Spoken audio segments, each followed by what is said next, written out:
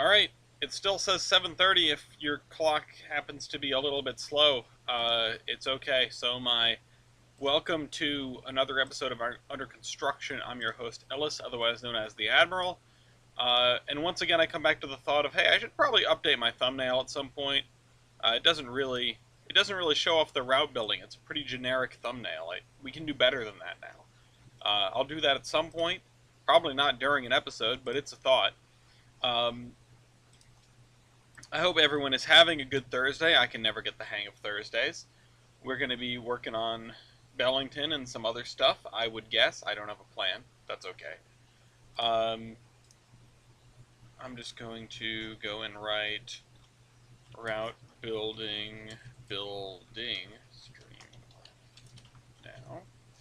For once we actually get started. And until then, I'll let some people filter in. We'll play some Not Tetris. And I don't have a soda. That's right, I should have grabbed a soda before we started. I may actually do that. I may do that before, like, once I lose at Tetris. We will do our not sponsored segment where I have a drink. I know that's riveting to everyone. I just kind of want my soda. I've been trying to do like I've been trying to get slightly healthier, I say, having just eaten Domino's. But when Gloria is not here, you know, I suffer. Let's just put that down over there. Gloria is at work, so there is no one to bring me my soda. It's actually very sad. Okay, that's going to knock out one more layer, one more line. I like using the right terminology for stuff. Like, when doing OpenTTD, and I can talk about OpenTTD quite a bit on this show because I've been doing no small amount of it. I've been playing it a decent bit. It's sort of my idle game while I'm at work. It's one of those things. Alright, that's going to knock out two lines.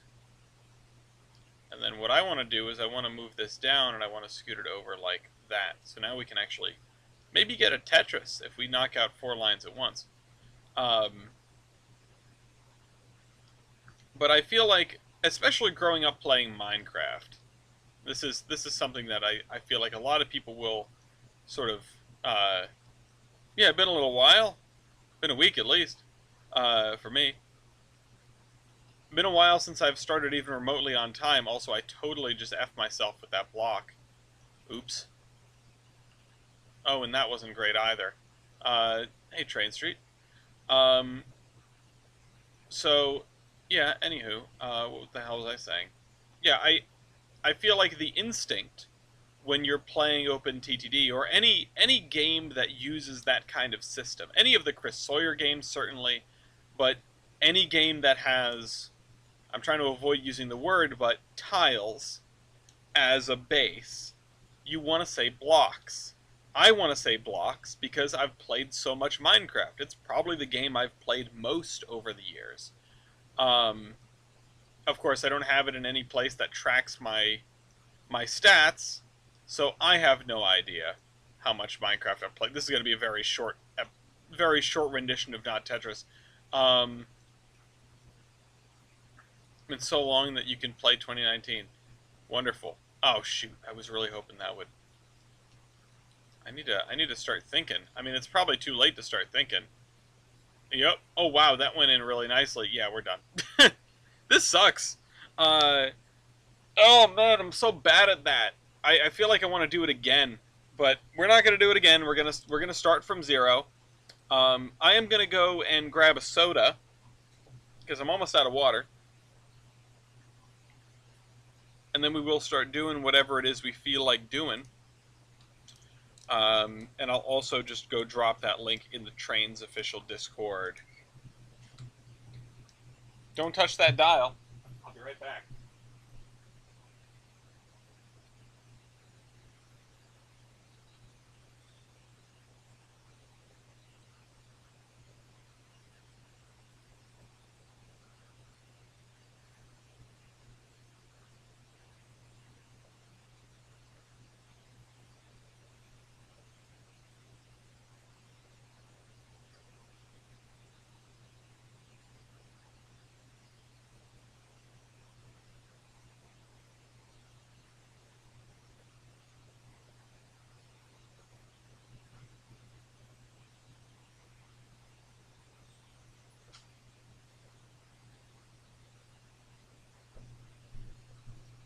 Alright, let's get this row on the showed.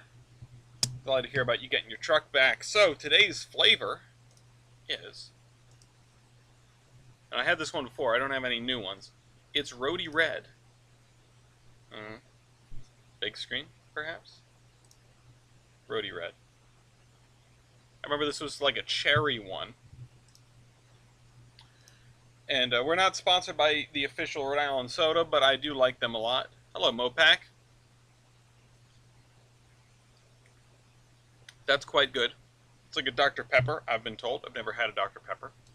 But I have had that. And I like it. So maybe I would like Dr. Pepper. Anywho, there are 3 big areas that I would like to accomplish at some point in the near future. Like, these are our top 3 in terms of spaces that I'd like to mark off. Spaces that I'd like to get done. Also, I just got a message.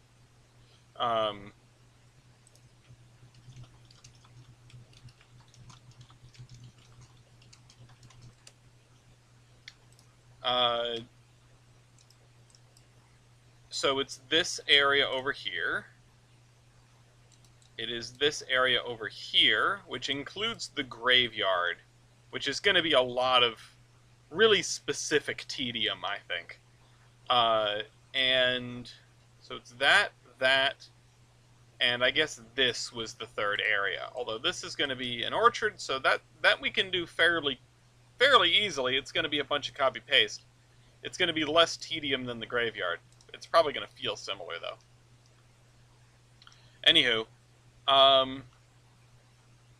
dying to see the graveyard. Boo, boo, boo this man. But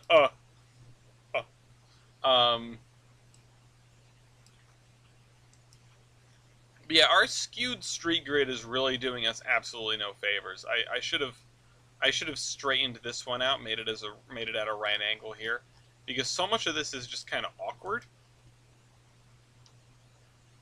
It's awkward and kind of weird. Also, this really does this corner right here really feels like blight. You know, this is taking me. It's doing right. It's doing the right thing, but it really is taking me right to. It's taking me right to Central Falls. I can see some grid under there, so let's just make sure to hide that. What trees do I use? All right, so let's go grab the trees. They are just called tree. They're called tree whatever. My main ones are this red oak tree, which you can see the queue. It's down to the bottom right, but it's 523-197-23059, and these came with me through 2019. They're originally from Tane, I believe. And then this is Big Leaf Maple 1, 523-1186:3. These are both Queued 2s, right? Yeah, Queued 2. And then the 3rd one is this birch tree that I really like. So there's this one. Queued 2, 523-197-23044:1. And yeah, these do change size. They are some kind of speed tree derivative. I don't know, because I know I had like the original speed trees, but they do not work anymore, or at least they didn't for me.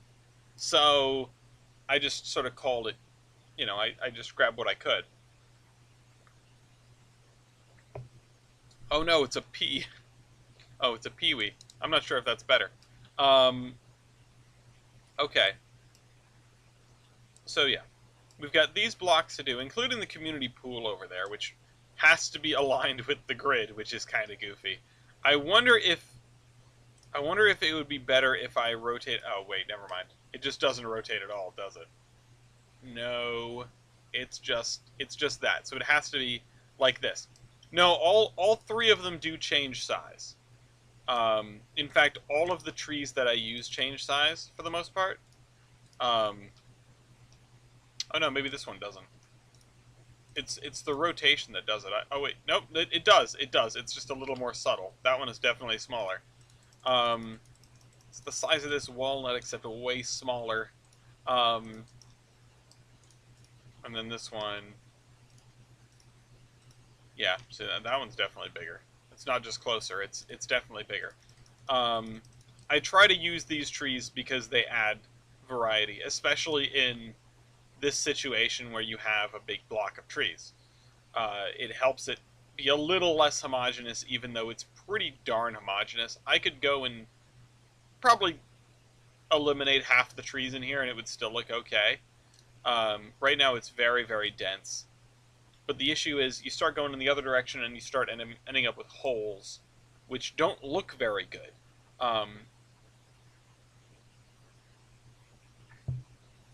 The overly dense trees, despite being sort of comical when you look at them, provide a visual barrier. And if you can't see through to the ground when you're looking at one of these forest blocks from like reasonable eye altitude, which is probably like this, then that's good. That's good, I think. That's my justification for it anyway. You might disagree. I think it's worth disagreeing on. It's fine to do whatever you want, pretty much. I haven't seen the new Warwick Railway footage yet. By new, do you mean like newly found, or do you mean something is happening over there? Because that's interesting. Either case is interesting. Okay, yeah. So we need to newly found. Oh, okay. Let's see. What about these? So also, I want to say that I recently learned that Boston three-deckers are nicknamed Irish battleships, which is not the kindest thing in the world. I'm not going to say racist, but, you know, it's also pretty funny. I find that funny. Maybe I'm not the person that should be finding it funny. I'm not Irish. I'm Italian. Therefore, I have a vested interest in dunking on the Irish, I guess. But Gloria's Irish, and you know they get away with it. So, Warwick Railway, but it's Blair Witch. Yeah, turns out the Warwick Railway is just haunted as hell.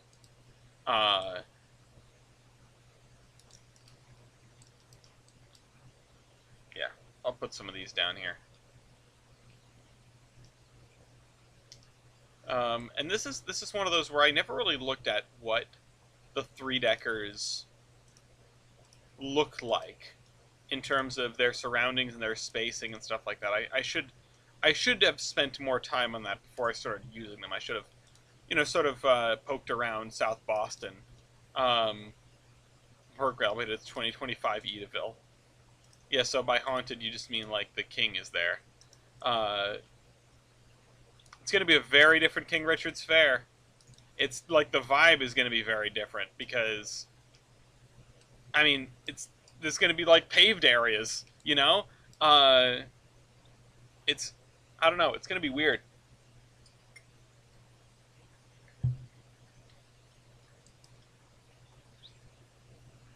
Whoever coined the phrase "whips and trains" deserves everything. That's too funny to me. Okay. But hey, at least they'll have Edith fell off in the span of like 2 days. I mean, yeah, no, I mean it's a shame that we're as much as we are losing Edaville, uh, but it really like it could not have lined up better. I mean, you know, the fair sort of getting pushed out of where they were, and Edaville being available. It's really like that's kind of fantastic. I hate to say it, but like could have gone a hell of a lot worse, you know? At least there is someone who is going to be on that space as a sort of tourist attraction. And yeah, even if the future of the Trainz as we know it is uncertain, at least it's not getting turned into condos or something. right? Like, it could be a hell of a lot worse. Yeah, I'd love for them to have the trains like Disney. Um, what's the thoughts on Hummingbird 2.0? Hummingbird 2.0. Should I know what that is automatically? Because I don't. Uh, Edaville was going to get condos in 2030. Yeah, yeah, and we're lucky that didn't happen either. Uh, like the fact that it was in this sort of transitional period. Uh, it could have been so much worse. I know. You know, it doesn't really lessen the blow. Oh, the Amtrak Mardi Gras. Oh, humming. Okay, yeah. Oh, gee, you really want to get me started on that right away? Um, I'm barely done talking about Edaville, but no, it is absolutely worth talking about. But yeah, no, Edaville. Like I said, it's a shame that it will not be Edaville as we know it, as we knew it. Uh, but it's been sort of in limbo for the last couple of years, and if this is what the next chapter of Edaville is, it could be a hell of a lot worse. You know, at least there's somebody there who appreciates the local history, and is it's still an attraction for Carver. You know, you also got to consider like what this is doing for Carver, what Edaville and King Richard's Fair have always been, um, at least in for as long as they have been. Anywho, rough estimates of how many assets there are, as in placed or as in like number of different assets, because placed has got to be. I mean, the trees alone are probably tens of thousands, if not six figures, and maybe that's a low ball. Um, but as far as different assets, I can actually check. Hold on, and then I'll talk about the Mardi Gras, which is a fun kind of name for that service. I think it could be better, but it's not bad. You know, I think it's a cool name. It's one that gets attention. All right, hold on. Let me go into the content. Tolvrend. This is the current one that I'm working on. So if we do list dependencies recursively,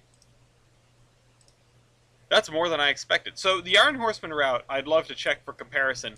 Tolvrend has just over 5,000 different assets on it. It's like, let me check TIHR. Oh, whoops, that's not what it's called. Horseman. Horseman Railway Beta 2.04, which is one of the more recent versions. That has 3,600 assets. I was going to say, I know the Iron Horseman route is somewhere in the vicinity of 3,000. It's kind of cool to me that we have surpassed it. That we are, that we are well past the variety of assets that the Horseman route had, because that was a varied route. Should have done the Rebel, but that's a non-starter in the current year. Yeah, maybe they shouldn't have done that. Although I wouldn't hate the double entendre of the South, and also just the effort that it took to get this service here. You know, it's very much a rebellion against everything that tried to hold it down. But yeah, no, I don't think that as fun as it would be, I don't think bringing up the Confederacy is a good idea. You're certainly not going to paint it orange and put the stars and bars on the roof. And I know that's not really the stars and bars. I too watched Dukes of Hazzard growing up. Double Entendre mentioned bring up new DMAG. Yeah, no, I did come back around to the new DMAG thing as like maybe it's something in a different language, but the team name, which was the whole reason I made the joke, doesn't work then. I could just hand wave that, but I uh, It's part of the old Ellen and Hummingbird route. That's cool. So that's why you said Hummingbird 2.0. Well, that is good to know. That's kind of neat. I like that history. It's also part of the old Sunset Limited route, which I remember vaguely. I remember when that got canceled because of Hurricane Katrina. Like Hurricane Katrina is one of those things that's like I am just old enough that that's bouncing around in that's like on the cusp of my understanding. Um, Hi, whatever. Uh,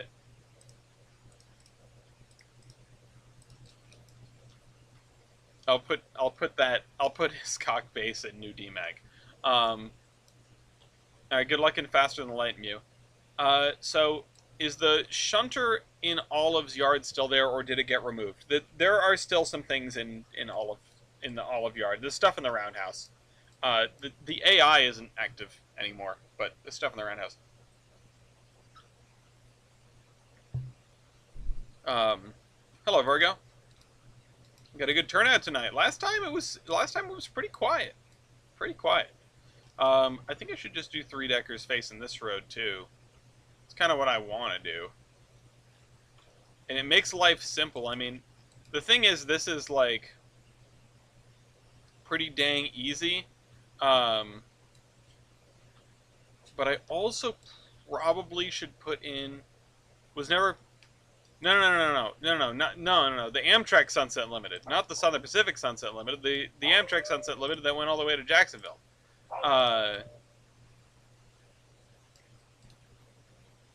I know historically the route ended there in New Orleans, but uh, once upon a time we had a wonderful transcontinental train, and it's a real bummer that it's gone. It has been gone since 2005.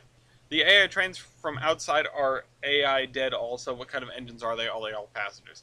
So I had originally set up mostly... Yeah, that was Lafayette. I had originally set up mostly AI passenger trains. But there was, I think, one AI freight train that came out of North Staging at like the peak of automation. Uh, I I haven't I never got back close to there after I wiped the automation and started again. But for a little while there was a train that would come out of North Staging. It would go into Olive and I think drop off some cars and then leave.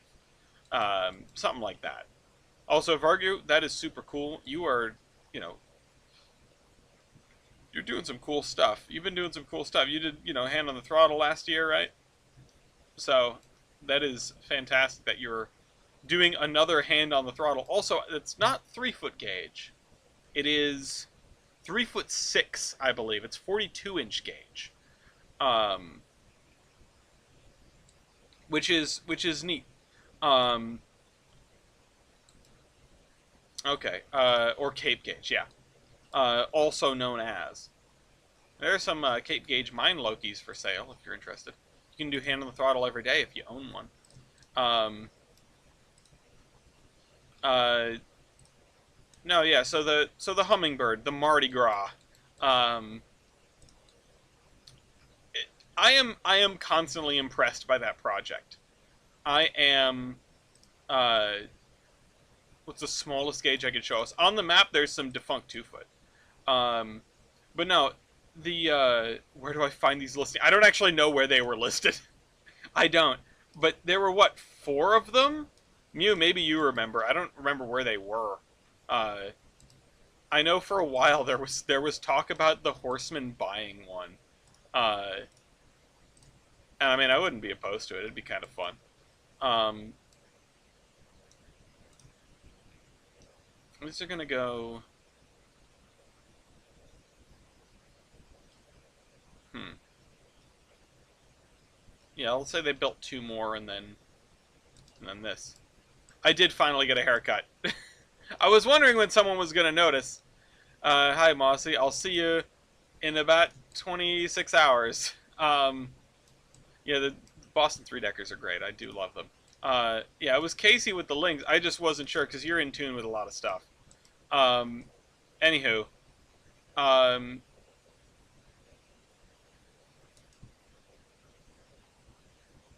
Yeah, the I was saying like the cancellation of the Sunset Limited east of New Orleans was a was like a point in my memory where I was like, oh no, Amtrak is in trouble, and I feel like that has not ended. Uh, I guess that's always been though. Uh, Owning a steam locomotive any size is an expensive proposition. You're damn right about that. Um, how do you make an industrial railway? That is a big question. I will start on that after the. I will start on that though, because that is a question with a potentially very long-winded answer that could be very cool. Um, Rock Hill Museum, which means that if they have the time, they would teach me how to run a trolley. Oh, is that where you? Is that where you're from? Like way out there? Um, I never knew. I knew you were sort of in the vicinity because you did the hand on the throttle over here. Um, oh, you're in New Jersey. Oh, you're not that close to Rock Hill. You're further from Rock Hill than I expected. I thought you were. I thought you were way out. You know, way out in Western PA. As I was gonna say, if you were near Pittsburgh, you know, I was there. What, last year, the year before? Uh, could have had a little foamy get together. Go to the blast furnaces. Which, what a cool thing that is. What a cool thing that is. Um, uh, Wish I could do that. Oh, hey, MK. Uh, I would love to also get involved with more stuff. I recently, as in like a couple weeks ago, after the rules class, passed my exam to be a whatchamahoosit. What is that? Oh, somebody texted me. Oh, this could be Gloria needing to be picked up. Oh yeah, it is. Shoot, I might have to can this episode. We started almost on time. Um, and by almost on time, I mean half an hour late. But Gloria started feeling unwell at work, so um, do you want me to come get you? So that's kind of unfortunate. Yearly for a FurCon, convention center overlooks the really cool Steel NS bridge. Oh, right across the right across from Pirate Stadium. I may go and pick them up. I mean, it would be like a 5 minute detour. You guys can chill for 5 minutes. I don't actually know how to put up like a slide. I should make one. The stream will soon return. Maybe I'll just figure out how to do that really quick. Image. Oh, I can add an image. Create image. Um, uh, Thumbnail. Okay. Image file. I gotta go find it now. Image file. Pictures. No, wait, no. It's Documents, Bandicam, Thumbnails. Scroll down here. Under construction is way down the bottom of the list. Oh, you can probably see it on your screen now. Unload image when not showing. There you go. Alright, so maybe I could add text as well.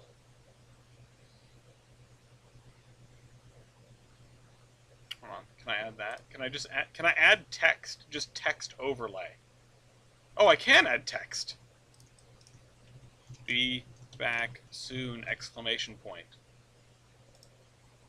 Okay. Be back soon. Oh shoot, that's in white.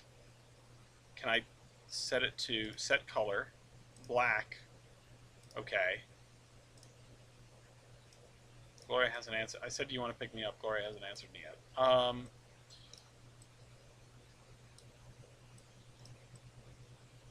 Maybe I'll set it to a different color. Also, is that centered? It's almost centered.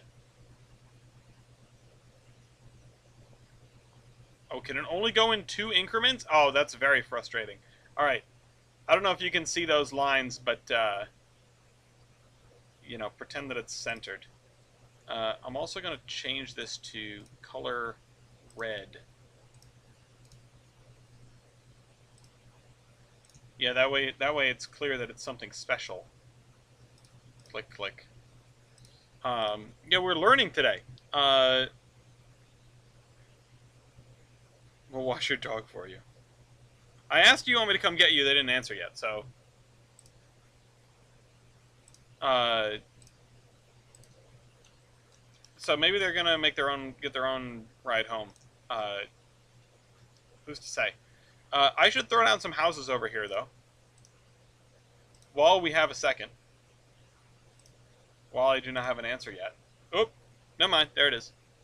Let's put down one house. What are we talking about?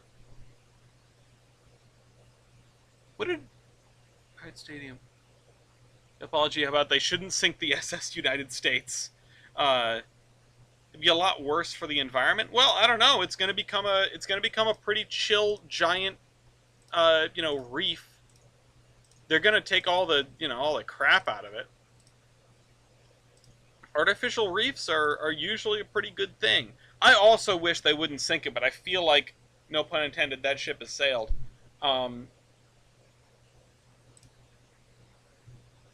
I think it's better than it ending up in the scrapyard, at least. Okay. I'm going to put that on. Don't burn the house down, folks. I will be right back. Give me like 5 minutes. You don't have to watch Lafayette. I'll take him with me. Lafayette, you want to go for a ride? Come on, pup.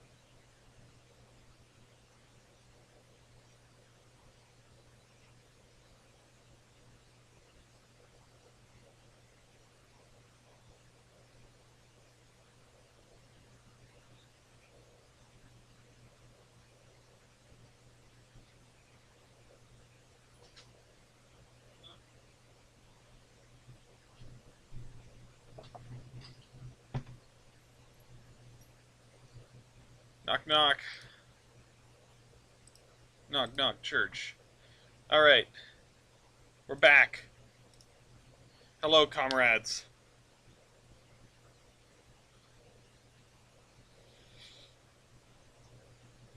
Check out this cool lighter I found. Okay, alright. Back to what we were doing here. Hope everyone got a nice little break, got a drink, use the bathroom if you had to. No, the house is still here, thank goodness. Let's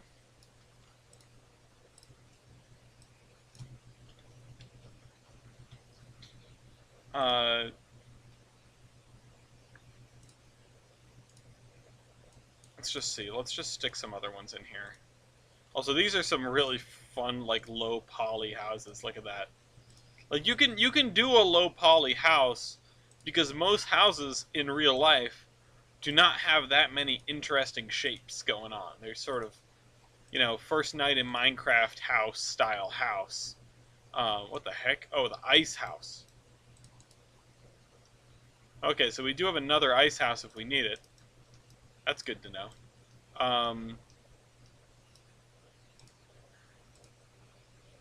Anywho, all right. That's something. The McMansion. Look at that. I mean, it's actually quite a nice looking colonial. I can't really knock on that. This should be on its own piece of land way over here. Glad somebody noticed that. Dragon.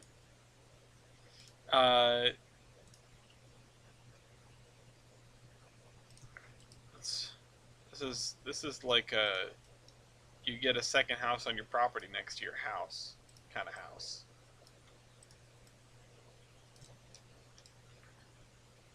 How about a couple of larger estates on this corner, I guess. I don't know. It's gonna look better once we get trees. For now, it's pretty plain. I don't love it. Yeah, the in-law suite, exactly. My cousin's building one of those for his mom. Okay. Now we gotta find some other, like, half-decent looking fence. These guys are fine. Let's go over here. Let's do this fence. We never use this fence. Get some trees to get a feel. No, I said I want to put some thought into doing the trees in this town, so I'm gonna wait until the town is done and then do a tree pass, like a tree-centric pass, where we'll tidy up, but we'll also mainly focus on, okay, where are the trees going to be, what trees will be growing, and where and when. And this is like, you know, this is the perfect springboard to talk about what you asked about, the industrial spur. How do you do an industrial spur? Where did you... Industrial railways is what you said. So, how do you build an industrial railway? I don't have a straight answer because I never do, but I will try to enlighten you as best I can with sort of my thought process if I sat down to build an industrial railway. And I assume when you say industrial railway, you mean something that is relatively self-contained within an industrial park. Like, you know, this is a railroad that serves this and doesn't do much else. If you mean something else, say so. In real life, very poorly. Yeah. Thank you, Weibold. No, ask me how I know. Damn. At the fail yard.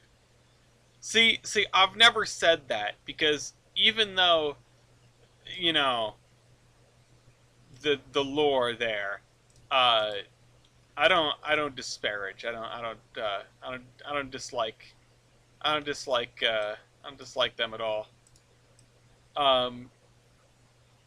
Which that is gonna be. It's gonna be interesting this weekend. I think I'm finally gonna to meet him.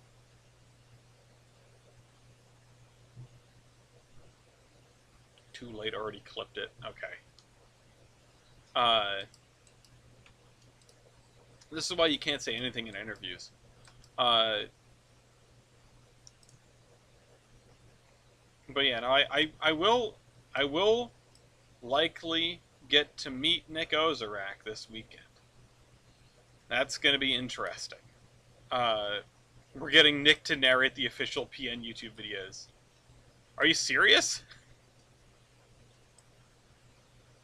Because if that's true, then oh shoot, I really should talk to him. Uh, and like, if you're not serious, then yeah, okay, that makes sense. I'm going to give the Providence Northern seal of approval. Yeah, no, I figured you were joking around, but the rail fan community is so like twisted up in knots. I would not be surprised. I had a couple of near misses with him. So just to lay my cards on the table, right? Like, I'll put the lore out. I'll put it here on video on a stream. Nick Ozarak does not know who I am. I would bet he has no idea who I am. Because I'm a little tiny YouTube channel and he's a much bigger YouTube channel. We have been in the same place at least once, probably more than once. I mean, we've been at the Big E at the same time, stuff like that. But like, I was standing behind him when he was filming stuff at the WWF probably a couple of years ago at this point. And someone was like, that's Nick Ozarak. And I was like, oh, shoot. Because... And knowing the internet, someone's going to like clip this and send it to him. So I'm trying to cover my bases here. I started the Terminus podcast over a decade ago. Like, quite some time ago. I don't remember when the very first episode was. You can go back on the channel and find it. It was a long damn time ago. Shortly thereafter, Nick Ozarak started the Roundhouse podcast. And I said, that son of a gun, he took my idea. Obviously, he didn't, because he would not know who I am. Starting a podcast is just the 21st century equivalent of starting a band with your friends. It's a thing that you do, you know. There's obviously I'm not going to hold any concern over it. But I said, he took my idea. I'm going to refer to him. I didn't say this, but I said, he took my idea. He's my nemesis now. And I just decided that I would jokingly refer to Nick Ozarak as my nemesis. And I didn't know how long that running joke would go on for. Yeah, digging up the ancient podcast beef. And it never really ended because I never really cared about the brand, Like, the Terminus podcast is the people's podcast. It is, we dick around and we talk about trains, and we bring on random people from the community if you're lucky enough to be around at the right time and answer a trivia question right. And these days it's a number guessing game, but it used to always be a trivia question. It's the people's podcast. It's not the Roundhouse podcast. It's not trying to be. It never was trying to be. We're not rivals. And beyond that, it's always been just kind of a passing hobby until relatively recently when I started doing the trading cards. And like, okay, now it's worth it to have like a network, to do networking, to know people, to like, sort of leverage this connection that I have with Mark, who I knew very loosely, and then, I knew of him, and then I knew him very loosely, and now it's like, okay, we're doing productions. So I, very recently came into a place in my life where it's about time for me to sort of leverage this, sort of bring a brand to light, because I'm making a product now, not just goofing around with my friends in a podcast. But the Nemesis joke never really ended, so, and I was told that while we were at the,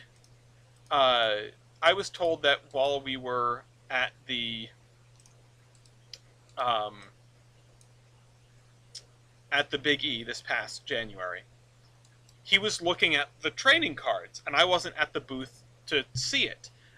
Schooners, who was a WWF member, apparently spotted him doing this and tried to like direct him my way, but we never met up. He explained this to me, and he also said that he's going to be at the WWF filming stuff this coming weekend. I don't know if that's a secret. If I spoiled it, I'm sorry. And I said, you know what? I think it's time. I think it's time for me to break the seal on this, introduce myself to Nick Ozarak, and say, like, hey, I'm doing this thing. You seem to be interested in it. What can we do with that? What can we do about that? And beyond that, just sort of like, make this networking connection. Maybe make a friend. I don't know. I expect him to, I expect him to be a cool guy. I've never heard anything bad about Nick Ozarak. So, why not? I'll give it a shot. Oh, that's too wide. We need like the 1.2 meter. Should narrate the eventual Frisco 5022 trading card video. Yeah, no, I'm just, this has been a running joke for as long as the Roundhouse podcast has been around. That's your timeline. It's not as long as the Terminus has been around. It's as long as the Roundhouse podcast has been around. So that's still a while. Casey likes him fine enough to do the VRA with him. My daddy's that bad. Yeah, no, I expect him to be chill. I don't know if I'm going to explain the Nemesis thing to him. At least not right away. But I don't think, I'm not worried about it. I want another kind of fence. Oh, I want maybe a shrub. Let's do shrubs. I'm gonna laugh if he brings up. Well, it depends how quickly the clip that I am expecting Yankee to have just made makes it to him. Don't spoil it. Let me get to him first. Make sure he's not trying to avoid me. Alright,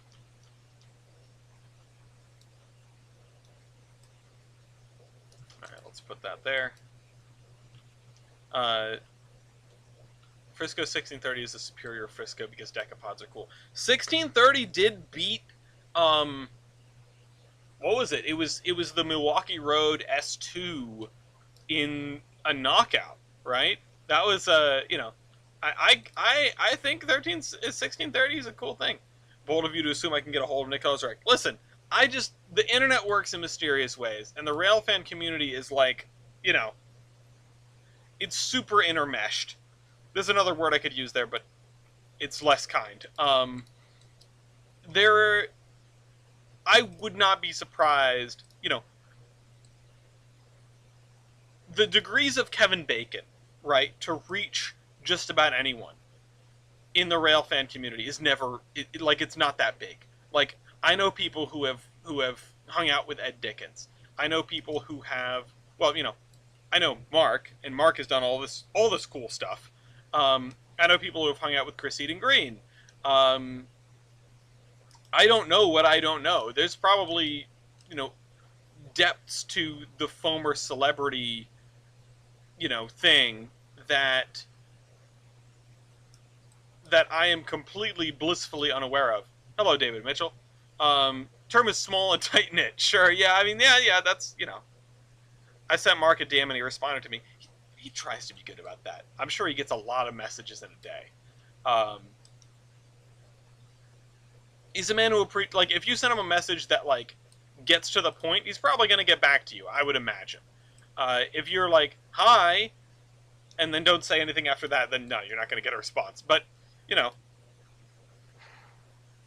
he's over the age of 18 and not joined the PN. My service ends here. Listen, I'm just saying. There's a lot of different stuff. I mean, Bob, knowing the one of the creators of Mississippi Rails, right? That's a crazy connection I did not expect. What's another one? I bet, considering the locale, I bet I know someone who knows Miles in transit, right? Like, there's got to be these connections. There have to be. Anyway. Um,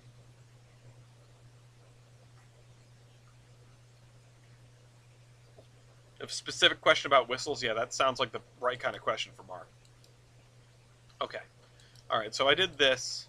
I did this, or no, I just did this. Not great for like an hour of work, but it's my one Krabby Patty, you know?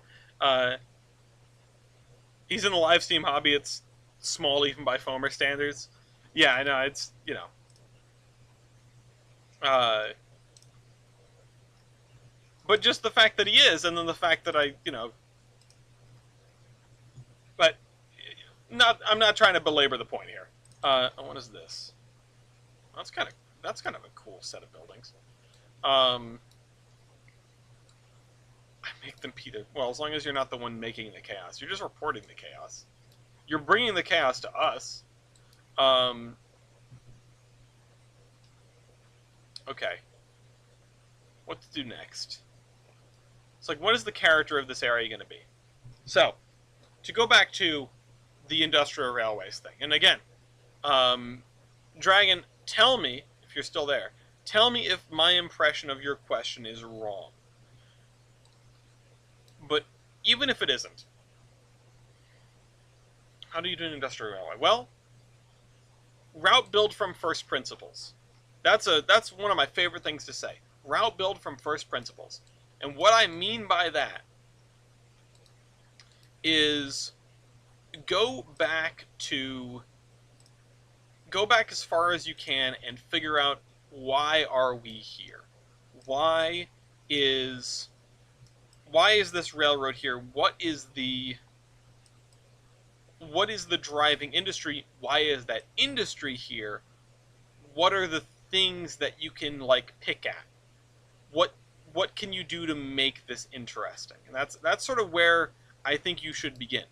Because I love route building, but I'm not someone who likes route building without a point.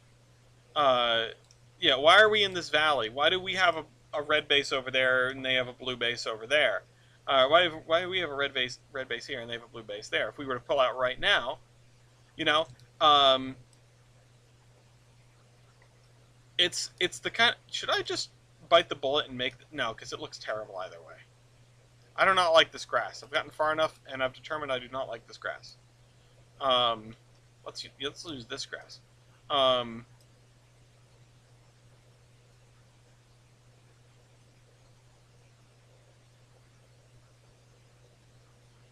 But yeah, so that's what I mean when I say route build from first principles. Go all the way back to the start. And then you can use that to determine what your terrain looks like, what your industries and commodities really are, what your locale looks like in terms of density, that sort of thing. And that's important. I feel like getting the world right, it sets initial constraints. And those constraints can help you make something that's interesting and whole and consistent. And that's important. If you just sort of go into it and start laying down track, well then the most important thing is the track arrangement, and it has no other constraints on it. You can kind of do whatever you want, and then you're going to be building around the track. In real life, that's not how railroad is formed. Railroad is built from, you know, engineering and needs a purpose. So when you get the chance, sit down and think about that purpose. Now, where do you go from there? Okay, let's say you've settled on your reason, right? An industrial railway can mean a lot of things. I mean, it can mean a small railroad serving a granite quarry, or quarries, plural. It can mean a railroad serving a huge array of factories. I mean, if we were to... I mean, we have an industrial railroad here in Bellington. I was going to say we could have one, but we do have one. This is an industrial railroad. This has its own motive power. They are going to live in this shed. the terminal switching here is its own railroad.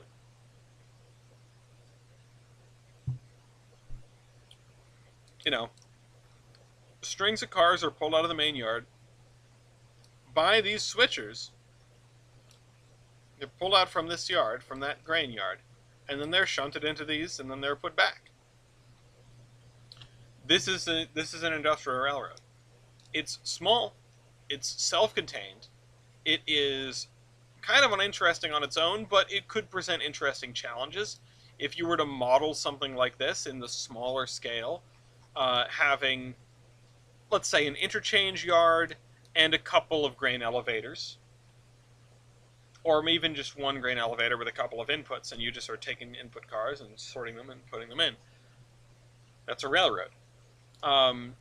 One of the hallmarks of industrial railroads is that they're not very long, that they usually have a lot to do relative to their length, and that they are relatively ramshackle operations that do not purchase and run modern motive power, whatever that modern motive power is in your setting.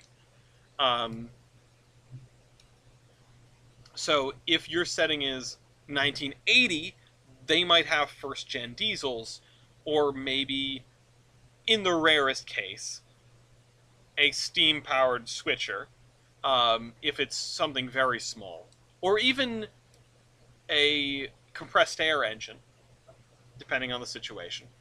Yeah, ramshackle's an understatement, but yeah, the point is made.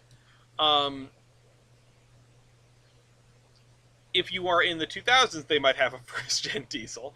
If you are in the 1930s, they might have stuff from the 19th century. They might have 1800s engines.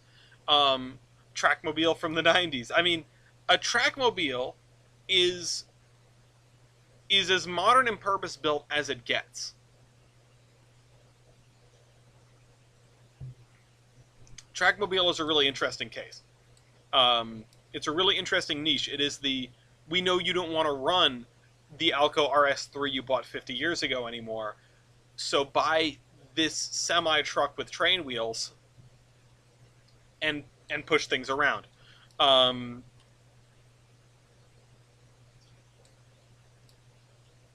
So, you know, dry pipe died. Yeah, dry pipe became less pipe. So this feels less bad. Now, I said about the tedium of this, and I think I'm going to do the Erba 3 out here.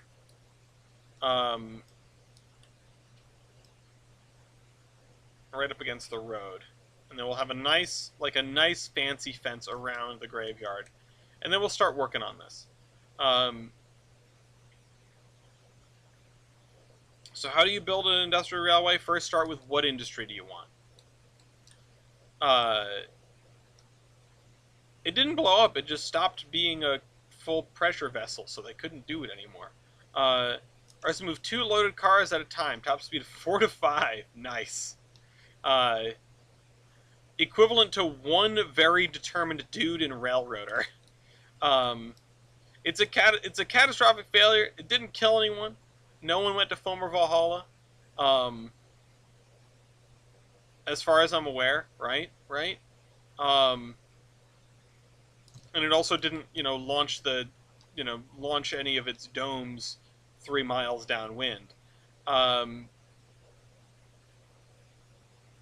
Ooh, excuse me. Yeah. Okay. Let's fill in these edges here. I don't want to see grid anymore. So then what do you do? Once you figure out the size and the shape, right? Once you figure out what is the industry that I want to model, what kind of industry, because it doesn't necessarily have to be one. I was going to say that a half-decent industrial railroad is a half-decent terminal railroad. A railroad that takes stuff from an interchange, which is almost always going to be the case. Otherwise, you're either taking stuff from an interchange and giving it out to an interchange, or you are serving an isolated industry. You are a what's the word? Rail locked or completely isolated rail. What's the other word for that? There's another word that I'm thinking of. Any in any case, insular. Thank you. Yes, that is the word. Thank you. You're an insular railroad. Good examples of this are the Black Mesa and Lake Powell, the Eagle Lake and Umbazooxus, or whatever, the one up in Maine, Eagle Lake and West Branch. Um, what's another good example of an insular railroad that actually does stuff? Um, those two are good examples. One is Steam Arrow, one is not. Um, but you can find these examples. There's also that. Well, Strasbourg does no. Strasbourg interchanges. Strasbourg brings in the freight cars. They're not insular either in theory or in practice, which is one of the things that's cool about them. Uh, they bring the freight cars all the way up to the depot, like back by the thing. I know that they want to set up more stuff further down in Paradise, but in East Strasbourg they have their unloading tracks. Um, no. Insular as in no railroads to interchange with. Uh, you don't. What you have is what you have. Um, oh, you know what? I should add a little parking lot here. I have not seen the new Fire Up 39 video. Well, I've seen it. I haven't watched it. It's one of those things. I'm sure I'll see it eventually. But I mean, hype video is cool. Is it a hype video or does it have like information and a timeline and stuff? Because hype videos are great, but I don't need more hype. I'm already here for it. It has info. Okay, I'll have to check it out.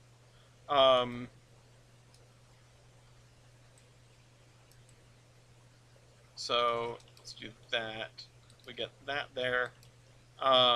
They have until 2030 to raise $1.5 million. Good luck. Good luck to them.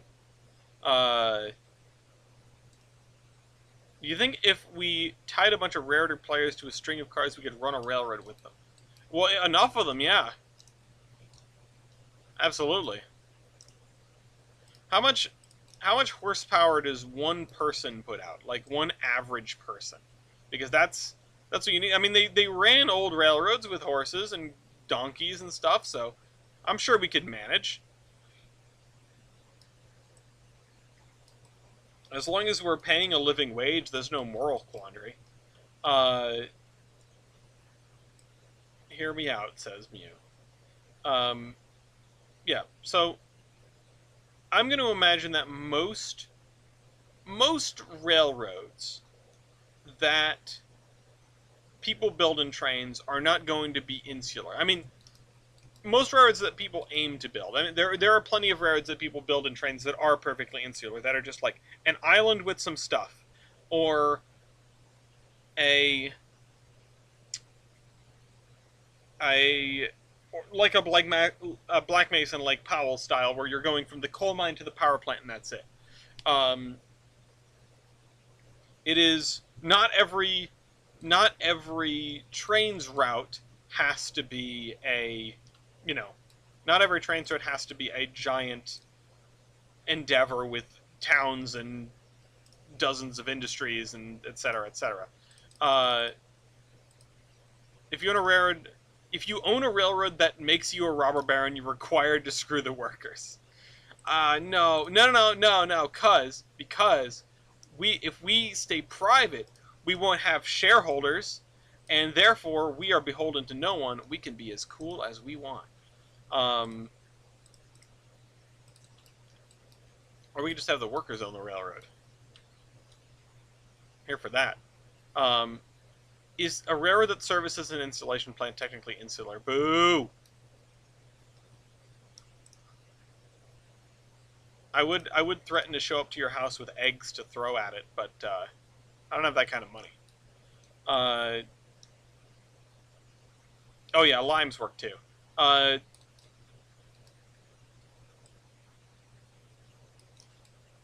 he gets the eggs. So, yeah. Um,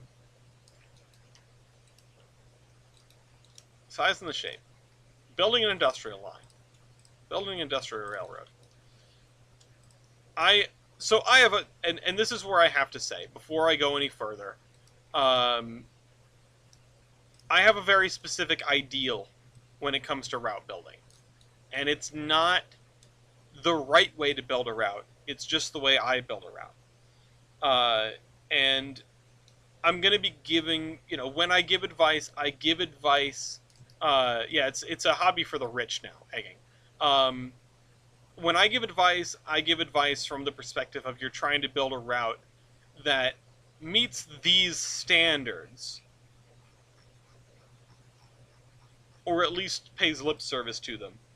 Uh, Although certainly not one that is this size. The Tolbrand keep chicken sees the means of production. Yes, yes, that's the best thing you've said tonight. Uh, um, okay. Sorry, that was pretty funny. That caught me off guard. Catch rich people throwing eggs at poor children instead of coins. I'm literally overflowing with eggs. I mean, lucky you. Um, I I had a girlfriend that kept chickens. It seemed like not the worst thing in the world. I would probably have to dedicate my whole yard. Like I do not have that kind of yard, but I bet you if I really tried, I could keep a couple of chickens. Um, Anywho, all right, Industrial Railroad. Yeah, if I'm giving advice based on what I would do. Uh, you don't need to do this, but this is what I think leads you to the most compelling kind of route. Um, so once you know, so you get what you want to do, you get how big about you want it to be, you get the locale figured out, which is going to be based on what you want it to do. You're not going to have a granite quarry in Louisiana, probably. You're going to have it up in the mountains somewhere. Um, yeah, by comparison, you're not going to have uh, a railroad serving forestries in a logging railroad in the high desert. Um,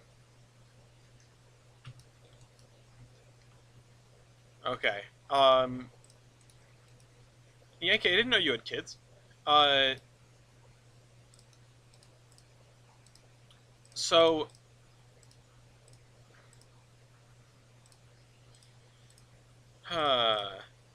you get the locale, you get the terrain, like not built, but figured out what you want it to look like, ish.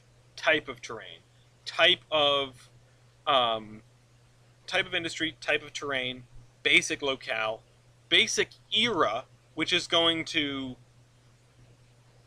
sort that out.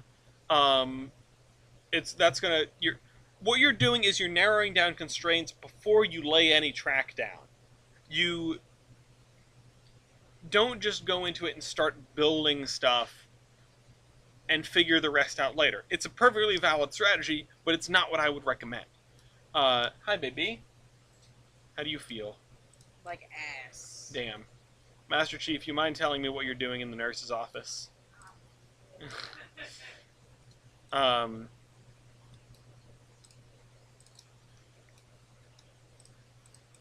yeah, well, they were on hold while I did that, while I came to get you.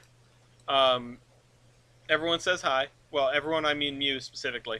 Um, and MK says get well soon. Um, all right, I'm gonna put a nice like fence slash wall around this. Is gonna be the fanciest wall we've done so far. That's too fancy. Um,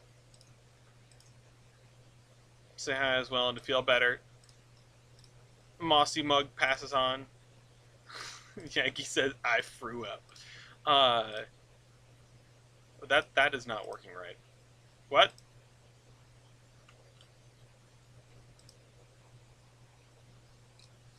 What is this? Master Chief, you mind telling me what you're doing in the nurse's office? I threw up.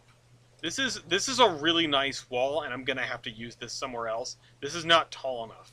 It's not tall or fancy enough for what we're doing. What, the Excedrin? I honestly have no idea.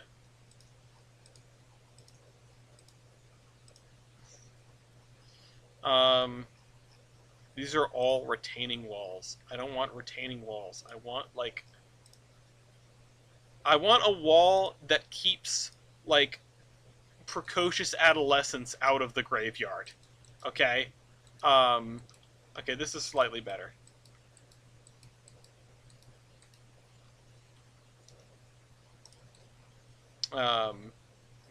Because you're addicted to your phone. Yeah. These darn kids and their phones. Those dang phones. What is... There is a episode of Trope Talks, which is a great series. It's done by Overly Sarcastic Productions. That's great. If you want to write stuff, that's like... Overly Sarcastic Productions is a pretty good resource just for getting the general vibe. Like, it's not instruction, but it'll help you understand some things. Anywho, you get figured out more or less what you're going to want to build before you start building. And then you start building. Lay out your baseboards. If it's too big, don't do the whole thing at once. That's my recommendation. And start laying out... I do terrain first, and then track, and then industries. And then scenery, and then industries. That's the order I go in. That's not the order for everyone. And I know that's not really... You know, that's not a straight answer. I know that. We've made the world's worst baseball diamond. That's what we've done with this. But industrial railroads in particular, they're going to have some hallmarks. The maintenance is not going to be good. You're going to have some... You've got more license to do stuff with overgrown tracks, which is kind of fun. The clearances are going to be tight. You might have some really obnoxious stuff with...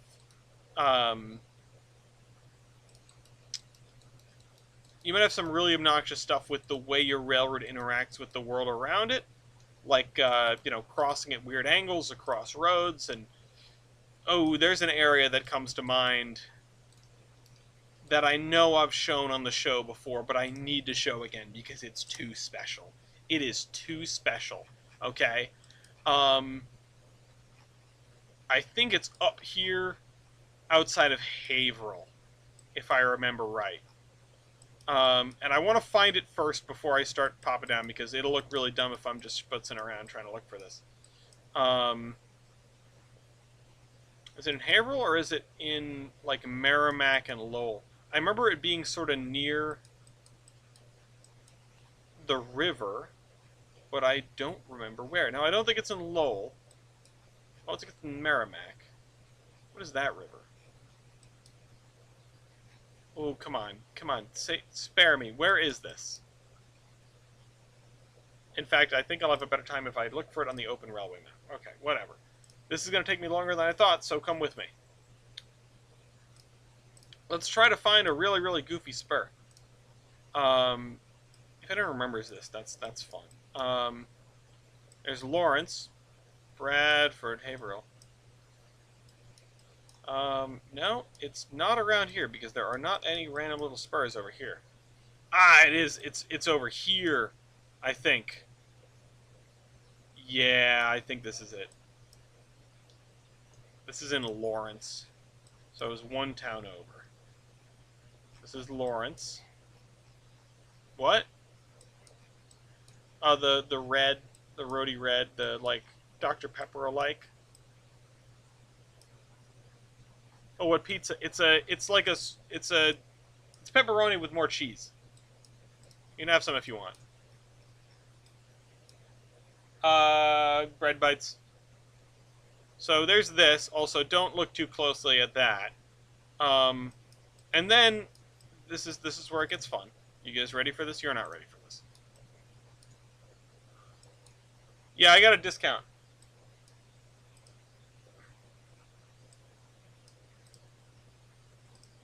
stays on the road because this person owns this land. So it comes onto the road, it runs, in a traffic lane, basically. And then as soon as it can, it gets off the road. Nice suitcase. Off of the road to 100 feet later, cross back over the road to get into this industry here.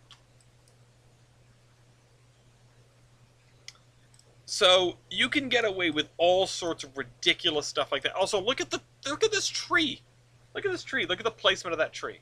And then you have this, which goes into some sort of freight loading dock, and then this goes further down.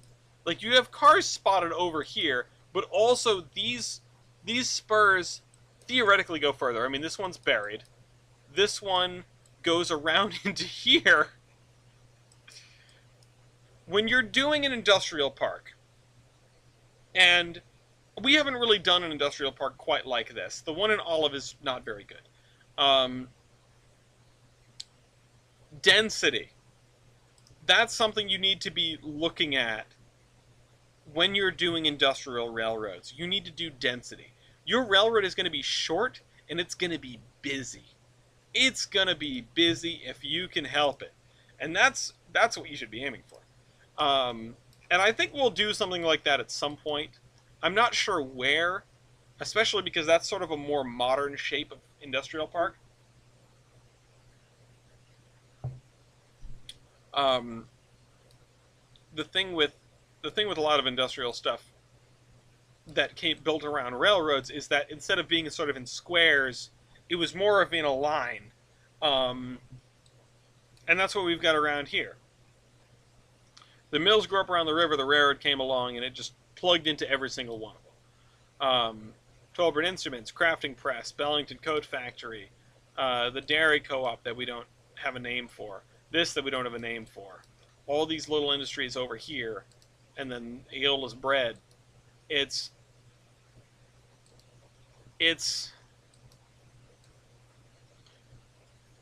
is your industrial railroad.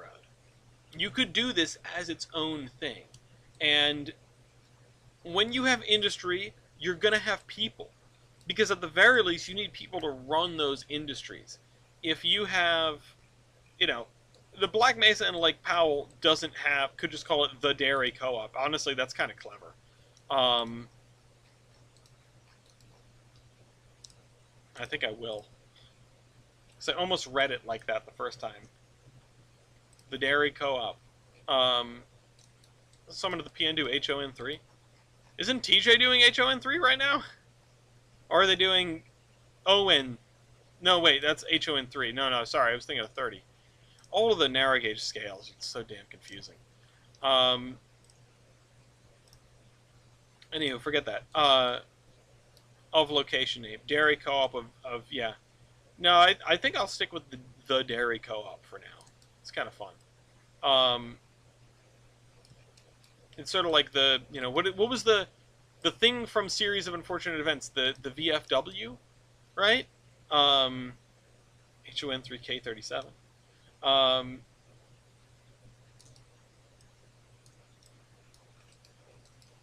VFD it was, right? It's been a while since I've read those books. There we go. Goonsville. No.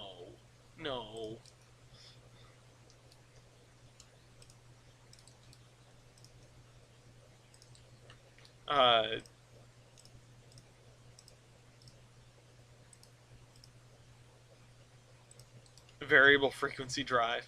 Yeah. Okay. This also could be filled in.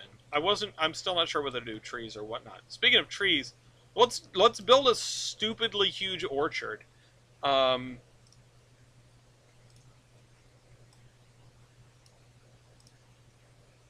Oh shoot. This is what you get for saying brain rot at the PN open house. Yeah, well.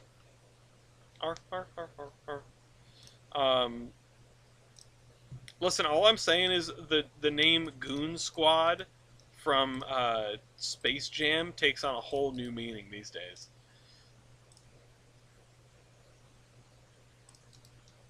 Oh shoot! I didn't want to obliterate the texture. There we go. Um,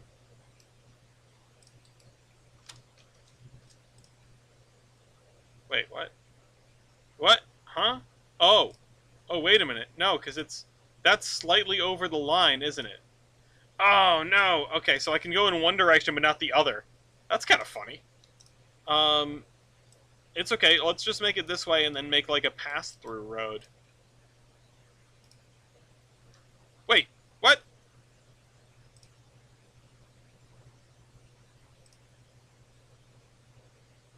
If I do that, does it... It deletes every other one. Okay, interesting. Oh, I could just have it add instead of delete. That's also a thing that I could do. I could also do that, and I should delete the one in the middle, which is I think this one. This is a guess. I don't know if that's the one in the middle. I can't delete it because I'm not on the right thing. You may have just spared me some trouble. Let's add.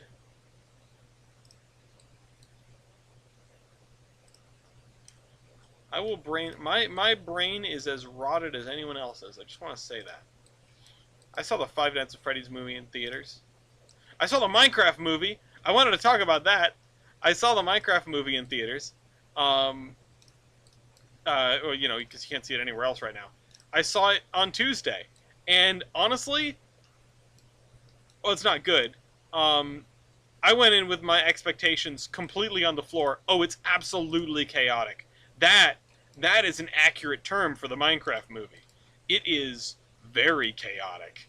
Um, it you can tell that it was written by 27 different writers or whatever the statistic is.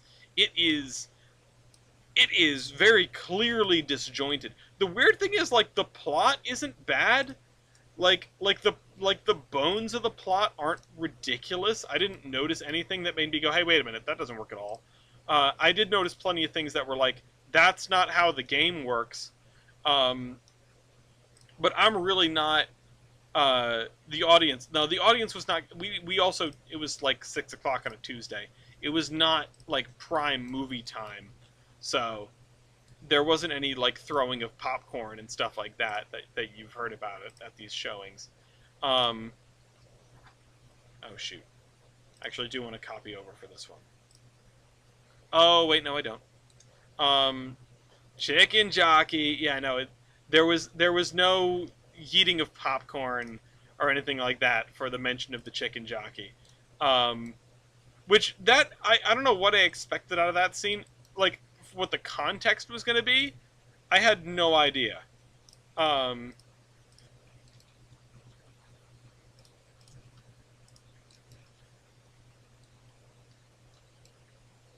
but no, it's a movie. Like I'm not going to recommend seeing it. There are plenty of movies that I've seen that have been panned. That I say, you know what? It's still fun. It's worth a watch. Go watch it. I don't know if the Minecraft movie is worth going to see in theaters. Maybe when it comes out on streaming, if you've got a couple hours and you sort of want to have a night that's where you don't need like a good movie, right? Because it's not. It's not a good movie. It's a mess. It's kind of a catastrophe. The the characters aren't very good. Like I didn't really care about them, and they're super tropey.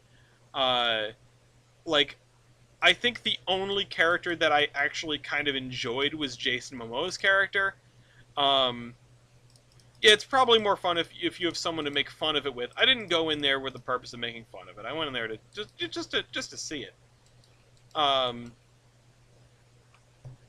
but I might have to start planning some of these by hand. Um, uh, the Room. Yeah, no, I've heard a lot of people compare it to The Room. Weirdly enough, find a nickel, you know. Um, but it's not a good movie. Uh, the characters kind of suck. The plot is fine.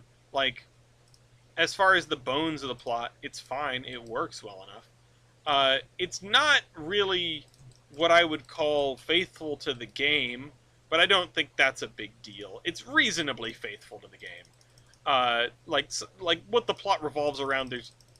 They made that up. Um, but I kind of wish they had harped on the creativity aspect of it more. They just sort of wanted to do stuff like Steve has got oh shoot, I've been duplicating trees.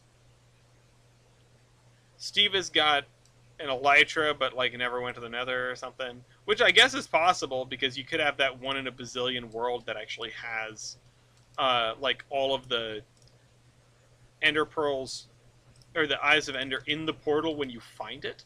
So you know that I have other pitches. Like I think like they're already gonna make a sequel. They're probably gonna make at least 3 of these things.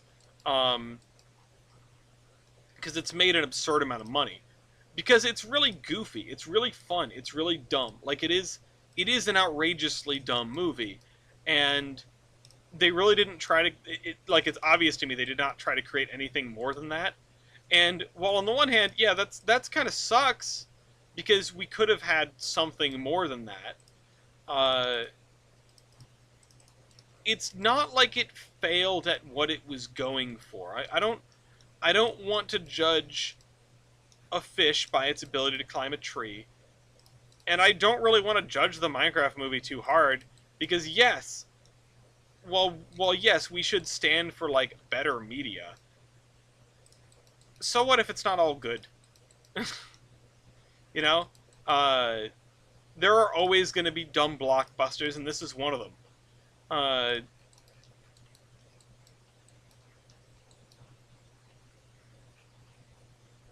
Okay. Let's do this whole area, I guess. It's kind of fun. I mean, there are a couple places where I actually cringed, but don't go into it with any expectations. Just go into it with like a dick around in a mostly Minecraft world, and yeah, that's fine. I mean, it's fine. I can't really complain about it. I don't feel like I wasted my money. I didn't come out of there going like, wow, I regret walking into this theater, you know?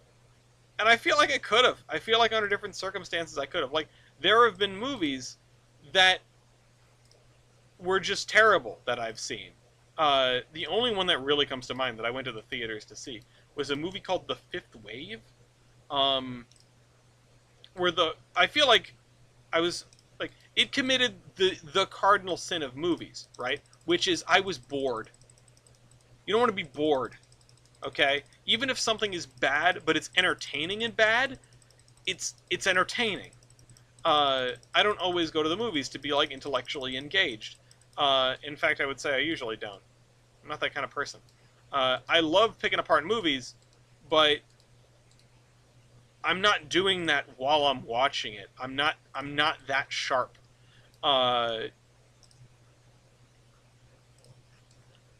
I like a movie that really does make me feel something in the moment, and even if Minecraft didn't like deliver me powerful emotions, it got a few laughs,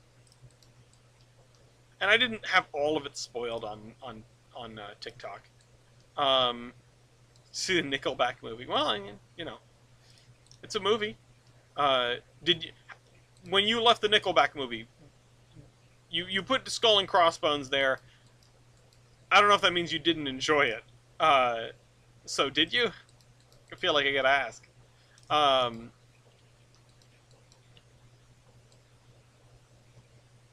But yeah, anyway, it didn't commit the cardinal sin of movies. It wasn't boring. I wasn't bored.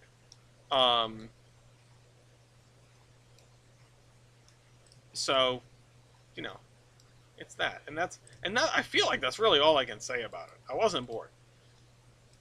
The jokes were not all funny, but the jokes were there, and like Jason Momoa and Jack Black clearly having the time of their lives really helped sell it as an entertaining experience.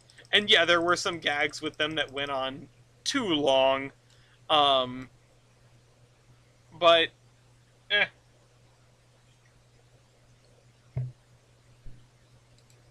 I don't know if Secret Mall Apartment is still playing, but yeah, no, that was a great experience. Um, two of my movie trips this year have been to see Secret Mall Apartment.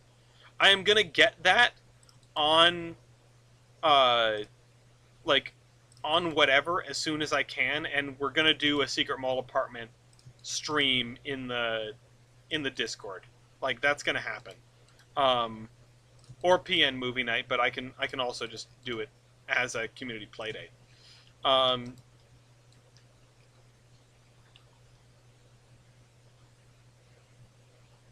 this corner I was tempted to leave blank, but I'll continue filling it with trees.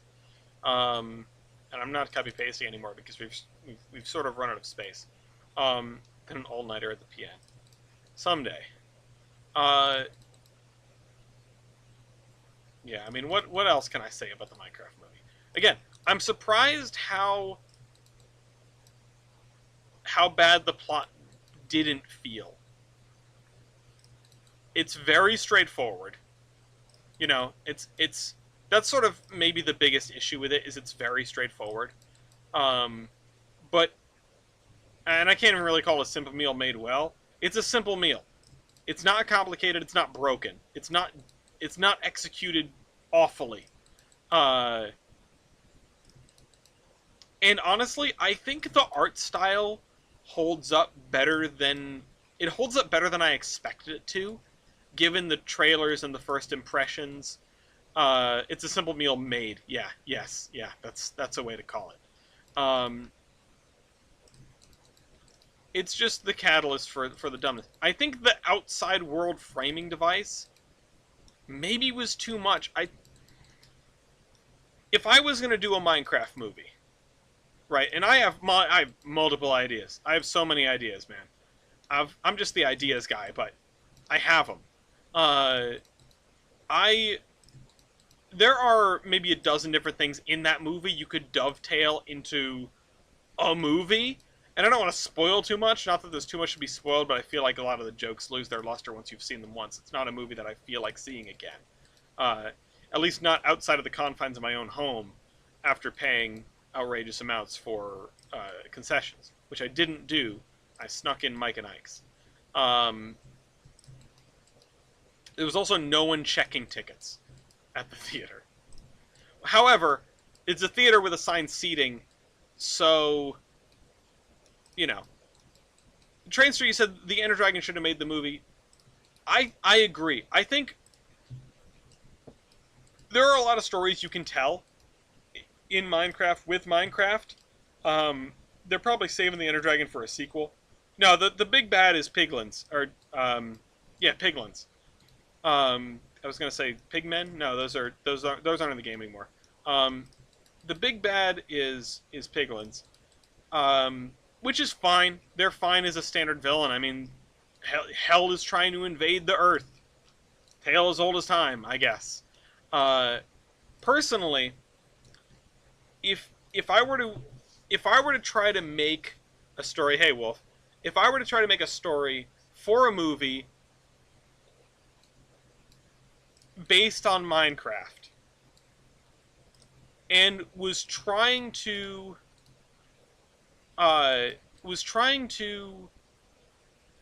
do as much with Minecraft and like the lore of Minecraft as possible, and I'm not a lore expert by any means. Yeah, they've been placed with piglins and zombified piglins. It's not for the worse, but they're not. You know, the OG zombie pigmen are gone, which is a shame because Zisto was a really, you know, I love that guy growing up. Great YouTuber. He still makes stuff from time to time. If I were to try to make it, you know, lore accurate, right? Lore accurate Minecraft movie.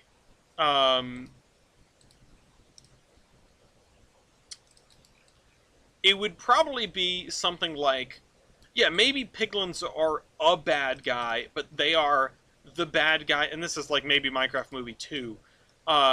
This is what's gonna be. Oh yeah, hell yeah, Vintage Beef. I remember watching Vintage Beef and Kurt J. Mac play Wreckfest which convinced me to get that game. Kurt J. Mac convinced me to get Kerbal Space Program, which was absolutely not a mistake. Love that game. Um, Anywho, um, Endermen are stealing the overworld is the general vibe that I would get. Is the general vibe that I would go for. It is Endermen are stealing the overworld, and uh, and we have to slay the Ender Dragon to stop them. How's that? There's like a really basic premise. What if we need to ally with the piglins, which are generally not allies of the overworld? We also are people from the real world, and maybe someone from Minecraft, maybe even Steve, comes to the overworld to seek out people to help him on this quest. Or maybe something leaks out into the overworld, like, for example, a villager. Because the villager in the spoilers, Illagers are in the movie. They go to spoilers. They go to a woodland mansion, so there are Illagers in the movie. There are no pillagers in the movie. Steve and Alex should both be mains in the movie. I'm expecting Alex to be in the next movie. I'll just say that. I'm expecting Alex to be in the next movie.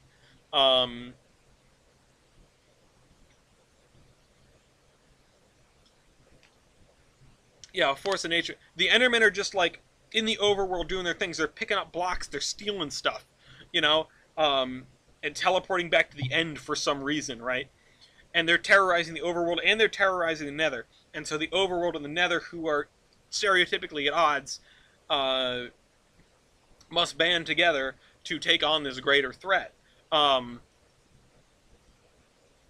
That's like the bones of a more true to Minecraft plot that I think you could do. You don't need as much of the overworld framing device. It is just the Minecraft movie is the most like corporate rubber stamp kind of movie that I've seen. The cast, the plot, it's all just very like, yeah, we've fulfilled the requirements. We're gonna make as many people happy as we can. Like this movie is going to print money, and then it did. So they're doing something right. I think we didn't get to spend a lot of time with the characters in the movie. The characterization is kind of meh. The like most of the main characters get sort of like one beat, like one thing to harp on about. There's the boy genius. There's the there's the like protective older sister. There's the washed up, famous dude. And there's Steve. And there's also the realtor lady who really doesn't have as much of a part in the movie as the other main characters, which is kind of a shame because I think they could have done more with that. I also was like racking my brain for like, where have I seen this girl before? The female lead. It's like, oh right, she's Wednesday. That one took me looking it up. So I didn't recognize her in color. But yeah. I'm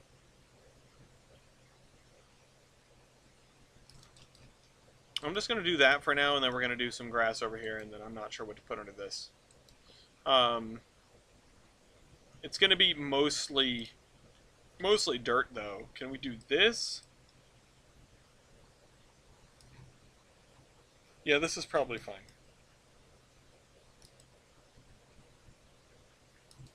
I should install Create. Honestly, it's got Create does have trains you can make. I like Create. It has never grabbed me. Like I think I respect it at a distance. It is the kind of thing. It's like owning a chinchilla. It's like that's really neat.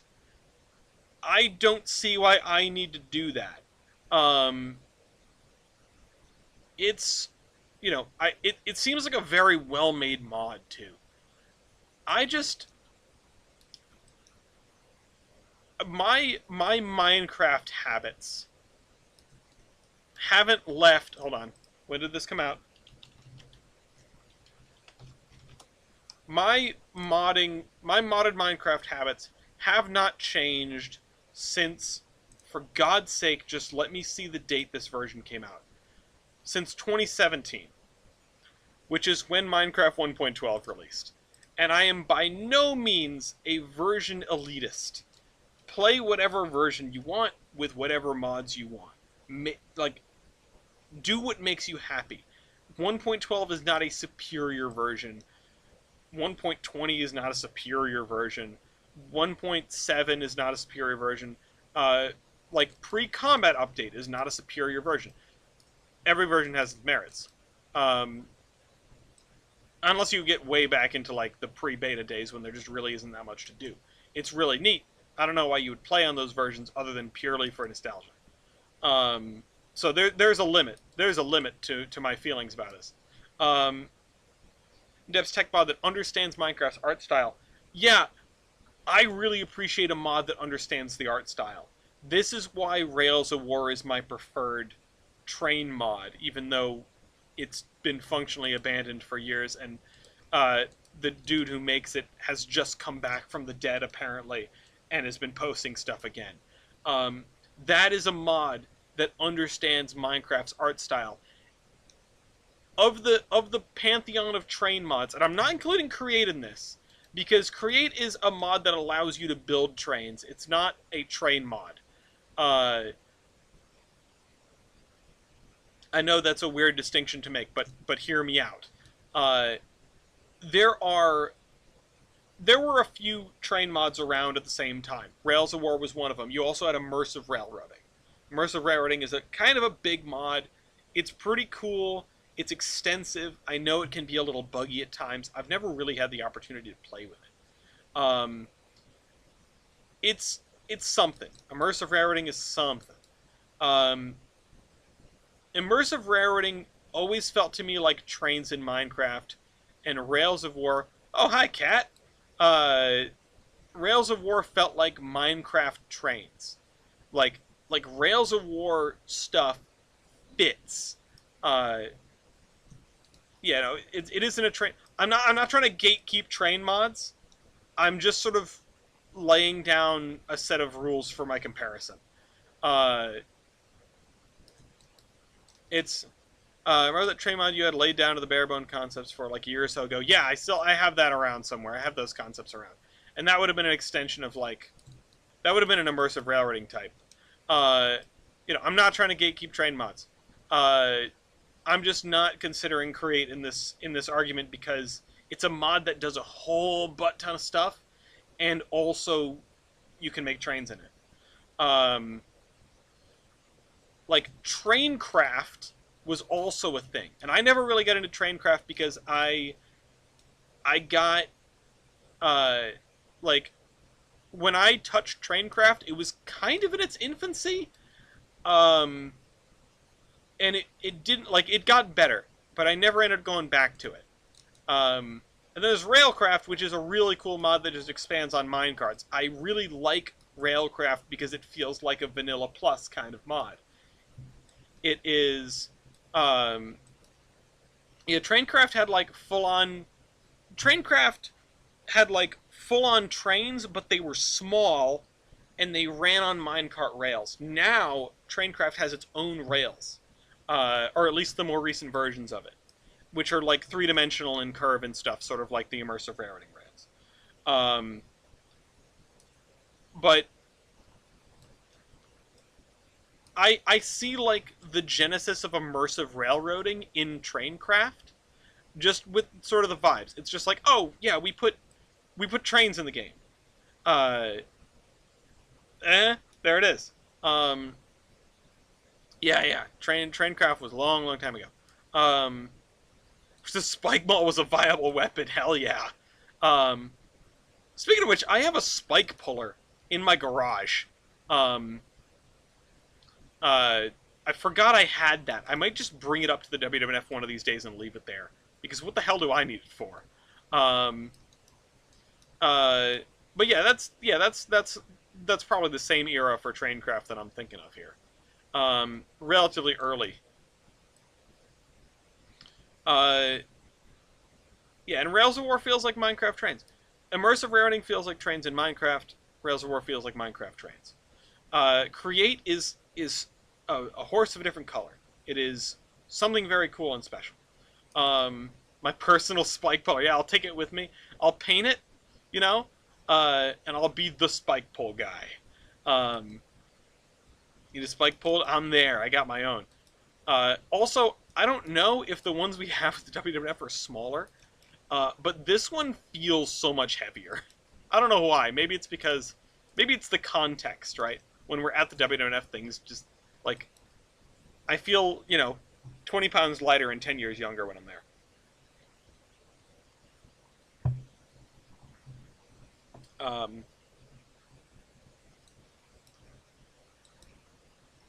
This came out really cool looking. I'm not gonna lie, this came out really cool looking. I probably had more to say about the Minecraft. Oh yeah, no, right. I started with the Minecraft Trainz thing because getting the art style is right, and yet, my preferred flavor of modding comes from an era where the Minecraft art, like where modding had its own art style. Modding was its own art style. The mod, so I have a pack, and I can go on about this forever. I have a pack that I use that I made just for me. Sometimes we have a server for it on the Discord. You can join that in the description, by the way. Sometimes we have a server for it, but right now it's just Gloria and I playing it. There are a couple of things I'd like to add. There are a couple of things I'd like to mess around with. Like changing out Forge for one of the newer mod loaders that can handle Forge mods, and bringing in a couple of big mods that just weren't performing very well with Forge. But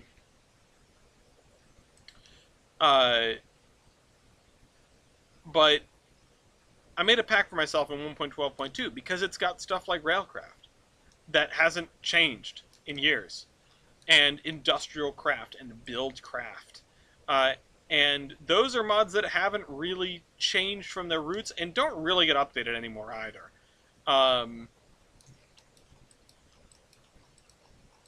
And I just, I'm not opposed to newer mods. I just know what I know. I know what makes me comfortable. And I think if what I'm about to say next was not the case, I would be on modern modding in a heartbeat. There's a mod that is my favorite mod that has not been updated since 1.12.1. And to get it to work in 1.12.2, I had to personally mess with it. Just move some files around. It's called Custom Origin. And it makes the game for me.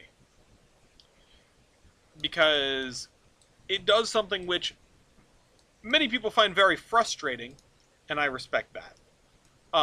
Or it allows me to do something that I find that many people find very frustrating. Sorry, it's not the mod's fault. It's mine. It's...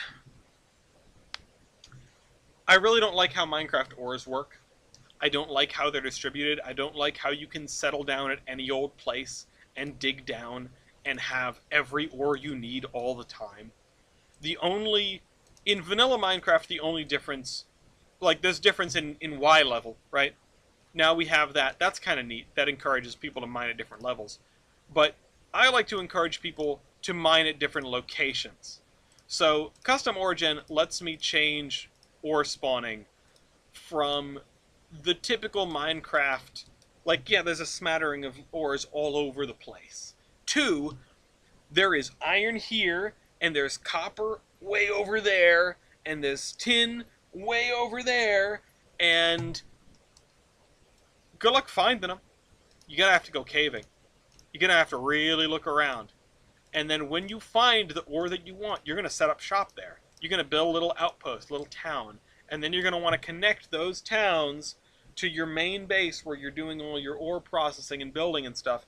And now, suddenly, something silly like building a rail network, which is usually just for kicks, really, because you could build all your builds in one place if you really wanted to, now has a purpose. Now you can put stuff on a train and send it a place. Because now you found nickel all the way over here, and you need it back over there. And you don't have nickel over there. You're never going to get nickel over there. So that changes the game for me. That makes things really interesting to me, because it gives a reason to explore that's not just seeing new scenic blocky vistas. There's not a problem with that, but you could do better. And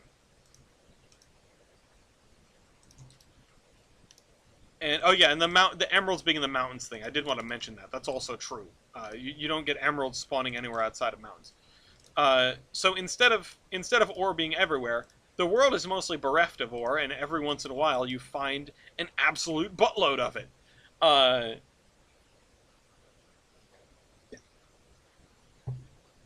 And I'm vaguely aware that there may be mods in the modern era which can handle something like that.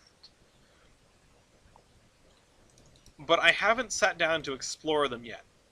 If somebody were to present something to me that did what Custom Origin does, I might be more interested in doing a modern modded server.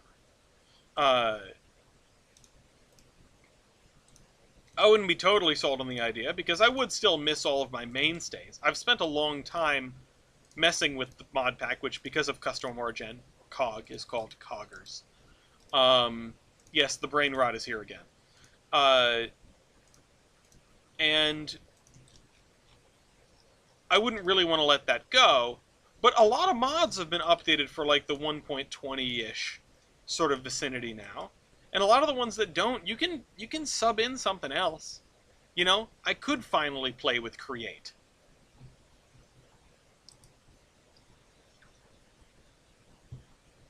Or some of these other mods.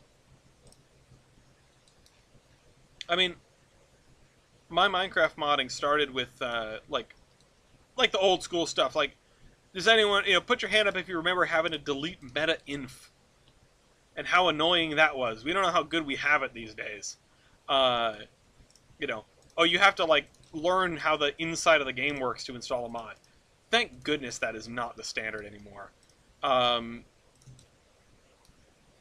remember playing with Mo Creatures in mid beta, and dealing with ogres like busting my walls down.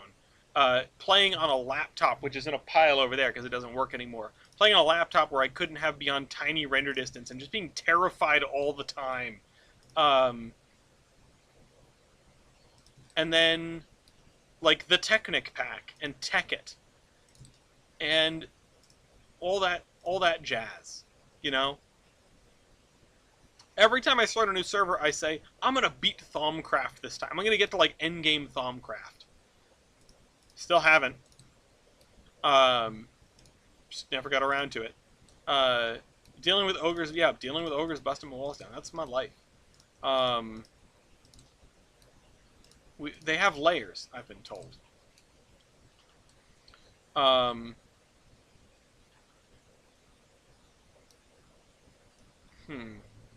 This is probably just going to be all trees. Or maybe I'll make this not trees, and then make this over here trees. Both, Dean. And yeah, there's some other stuff that's been lost. There's some other mods that I'm sure I played that have been lost to time, but like Buildcraft, Industrial Craft, Red Power, which used to be it used to be called Red Power. Now it's Project Red. Mo Creatures I don't do anymore because the Creatures mods are all off the deep end. Recently, ores where ore spawn can be modified via data packs. Very interesting. Data packs are very impressive these days. I would like to explore that at some point when the Minecraft bug bites me next time. I'm still trying to like build a house. It's like month number 3 of Gloria and I trying to build a house in our Coggers server, our Coggers world.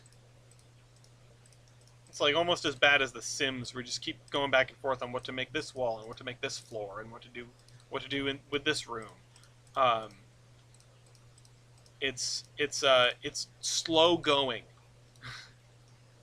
but I'm trying to explore a little bit, do different things. So that's part of the reason I've been very hesitant to just sort of like I could have thrown down a McMansion, a Minecraft McMansion, and been happy probably, but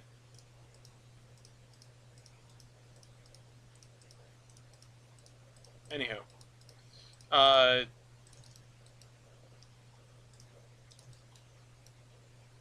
yeah, I like all flavors of modded Minecraft.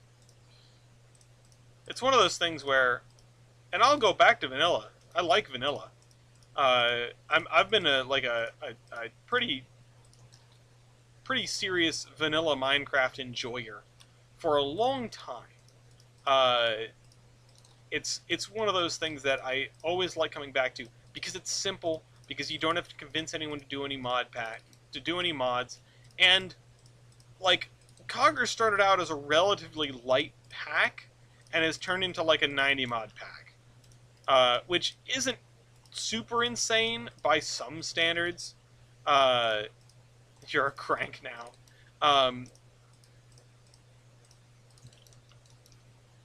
Which isn't super crazy by some standards, but it's not a small pack.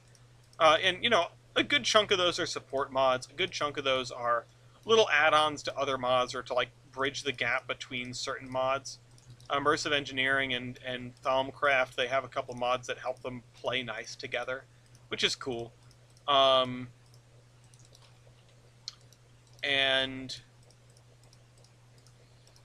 I'm trying to think of any of the other ones. Yeah, there's a couple of add-ons to Thalmcraft that make things more interesting. There's an add-on for Tinker's Construct that lets you do armor with it or do some other materials that are modded materials. So a lot of these aren't big mods, but some of them are pretty big mods. Yeah, I've been talking about Coggers for like 30 minutes straight. If you want to come in here and throw in your 2 cents, you're welcome to join the party. I might end up playing some tonight, although there's always the chance that I should probably spend some time packing, because I may or may not be driving to Mossy Mug's house tomorrow with TJ, so, you know, I need to figure out where I'm picking TJ up. I need to take a look at a map. Ask my like Super Minecraft and we're friends about the Origin mod, and she's giving me recommendations now. Cool. You can like DM the recommendations to me and then pin them, and I will try to remember that they're there for 6 months from now when I want to look at them. You get it in yeah. Where you're going like to New Jersey or something again? Or are you going further afield? I know you're not going to be in the neighborhood. Otherwise, we'd be stuffing you in the trunk. Oh, Connecticut. Oh, I'm sorry. Is it for trolley purposes?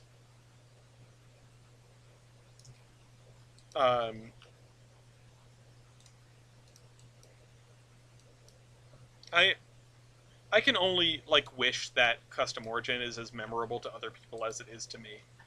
Because that mod makes the Minecraft experience for me. If I could play with one mod, it would be Custom Origin. And that's why I'm on 112.2. Obsession purposes. I see. I'm sure some folks are tired of hearing about Minecraft at this point. I don't know, I can speak eruditely about Minecraft, but there are other things that I can talk about. And I know that Never mind. Gloria's coming in here to talk about coggers. We're gonna keep talking about Minecraft. Uh, Poggers. you want to know something?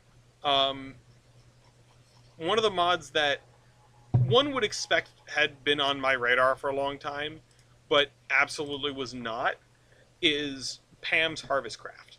Love. Yeah, now that's another all timer of a mod. You can sit. You don't just have to like stand, like loom over me while I'm trying to sit in my chair. Uh, this is where Gloria sat as we flew to Pollux in Elite Dangerous last night, which that's the first time I've loaded up Elite Dangerous in months and months and months. Farmer's Delight is better. That's a tall order. That's a tall order. Oh shoot. I will take your word for it, but that is super. Pam's is super bloated and has been for a long time. Honestly, I kind of like the bloat. I like how busy it is. I I may be in the minority sometimes, but so when we start a save, I make the food until a kitchen is built, and then Gloria makes the food. Because I don't know if they can see. the kitchen has, I think they can see you. Yeah, you're right there. The kitchen has a the crafting bench in it that lets you and this is cooking for blockheads, which is the companion mod. So um, you have, hold on, ground height none, textures overwrite, meshes overwrite, spline none, effect layers none. That's what was wrong. Yeah, so Pam's Harvest Craft, cooking for blockheads, farming for blockheads. I really like that a lot because it lets someone not sit and stare at the crafting bench for an hour trying to figure out what to do with the food that you have. But I like it because it does that. I Like the kitchen. I recognize that that's good. Yeah, that's I all wish- cooking I for wish- blockheads. I wish there were more like options for like different. I wish cooking for blockheads had like different styles, you know, for the cabinets. Like there would be nice. It would be nice if there was like an island option for this for Minecraft for hoggers instead of. For the cabinets, you mean? Yeah. For the counters? And I wish there was corner cabinets. Like Okay. inverse corners. Because Yeah. you have the in the corner, you want the out of the corner, right? Well, like there is a corner piece. There is, but I want one for like the cabinets on the ceiling, like on the walls. Oh, okay, yeah. Like I want a perfect corner, you know. Yeah. I don't, you want like, you miss building a house in The Sims. You want to be building a house in Minecraft like you're building a house in The Sims. Yeah. Yeah. And I've been pretty averse to furniture mods. I don't really like them. I remember there were some in a pack that I played a long time ago, and they had like cool lamps, like a desk lamp. But I sort of like the Minecraft style of, well, we put some things together and it sort of looks like a chair, so it's a chair. Like I put a stair and two signs on the different sides of it. It's a chair, and I clipped a minecart into it so you can actually sit down. It would be kind of nice to have something other than that. If you get framed blocks, you can do cool builds with that. Interesting. Framed blocks, huh? I like. Also, there's an individual in the server that tries to convince me to put chisel in it every single time I mess with the pack. And my preferred creativity mod is carpenter's blocks. So you can slice up the blocks into like halves and corners and nubs and panels. That feels more Minecraft to me. I don't know why. I really don't know why certain things are like I'm just attached to certain things more than others.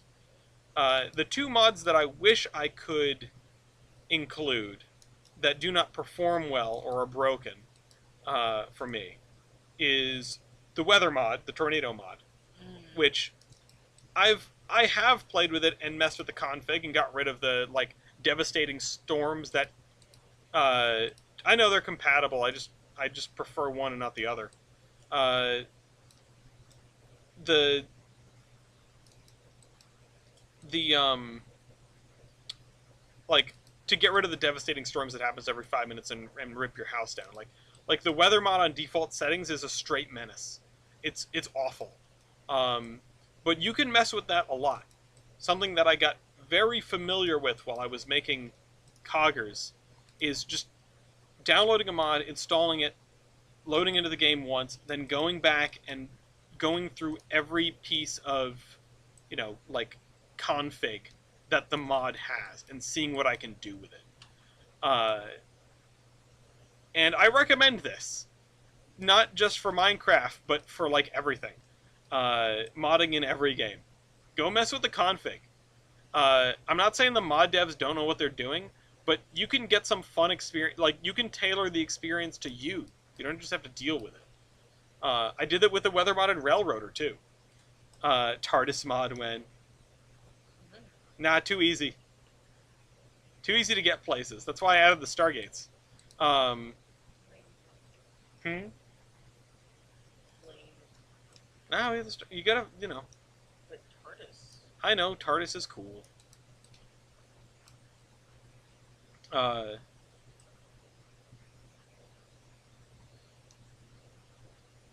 I like that power is not something I want to have.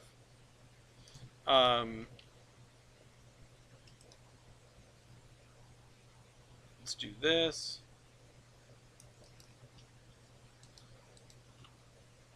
Okay. So that's a stand of trees. Shoot, it's almost 10.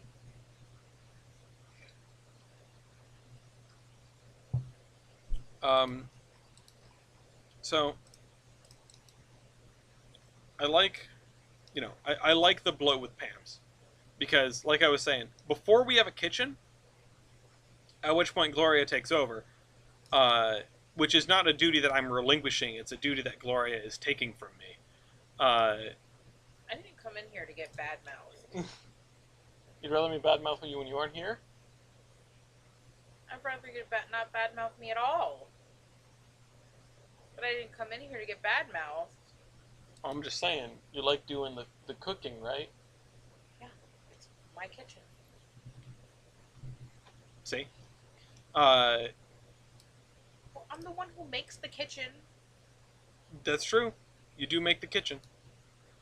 I really like making the food before we have the kitchen. I really do. It is such a goofy it's such a goofy like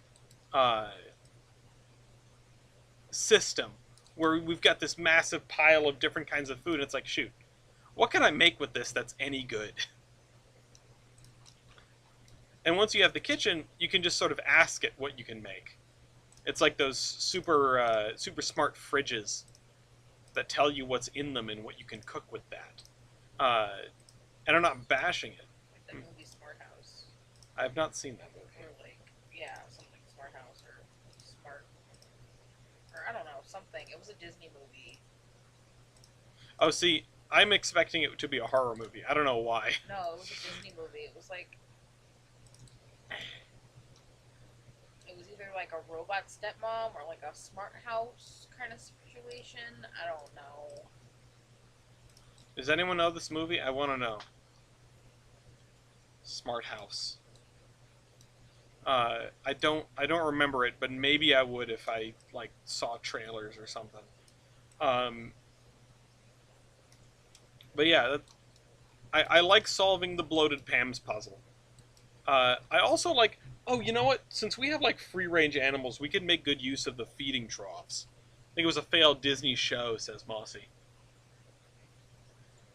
No, it was a Disney family. It was a Disney movie. Disney movie called Smart House. When did that come out? 1999. 1999. I was born. Wonder if they also tried to do a show then. if Mossy heard about it on Defunct Land. Uh, yeah, so that's yeah, like the kitchen makes life a lot easier. I just really enjoy that challenge. Like Gloria has watched me stand in front of the crafting bench for like 20 full minutes trying to figure out what to make with the food that we have.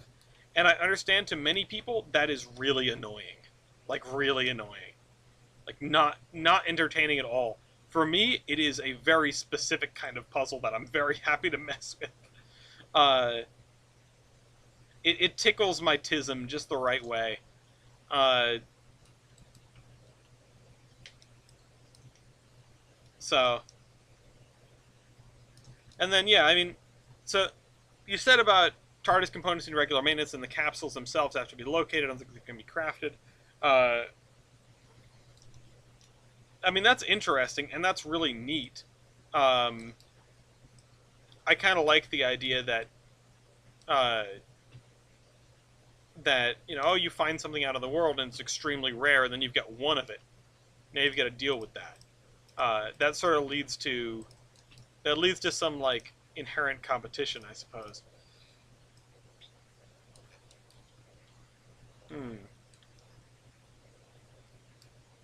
For those, but I also, I want to draw like a line between, because sometimes people blow up the world looking for stuff, not literally, but like scour the world. There's like what is the stuff in industrial craft? It's like iridium or something that only spawns in dungeon chests, and so people go absolutely gaga. They tear up the world looking for it to get the best gear, and that I'm not saying that's what would happen with TARDISes, but that's something that I worry about, which is kind of antithetical with the custom origin thing. But the thing with custom origin is you find a resource and it's there. It's more than you could need for a long time, and you throw down a buildcraft quarry and you go nuts.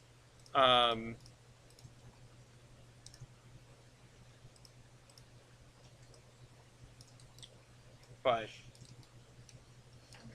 it's like I don't want to call Coggers a kitchen sink pack, even though it kind of is. Yeah. Used the mod before, and I have gotten blown out of the machine because I didn't raise the shields and left the door open. That's kind of funny.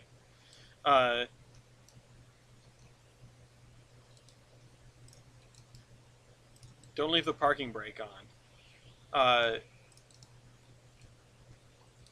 But yeah, I don't know. I think on the one hand that is really neat. On the other hand, I'm not sure if I would be, if that kind of power existing is good to me. Like I have the Stargates for sort of a specific vibe. It is these are your connections across the world, and you can't make them.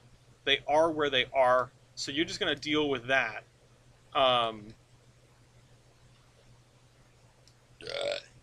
And one of the things I did with the Stargate mod is I disabled everything except for the gates themselves. I disabled all of the power consumption in the gates. I disabled all the ores. I disabled all the other structures. And I turned Stargate spawning way down. And it's only the Milky Way gates. So they are fixed points of travel throughout the world. That's it. They are a good way to get from point A to point B, and not much else. So you got to work around that. You got to build your railroads or something. And I found that to be like a reasonably elegant solution to me wanting to have Stargates in the game, but not, wanting to have Stargates in the game, but not wanting to go overboard with the capabilities. I wanted no one to be able to build them. Because that's one of the big things in that mod, is that you can. If you get enough tech and you find enough stuff, you can build a Stargate whole cloth.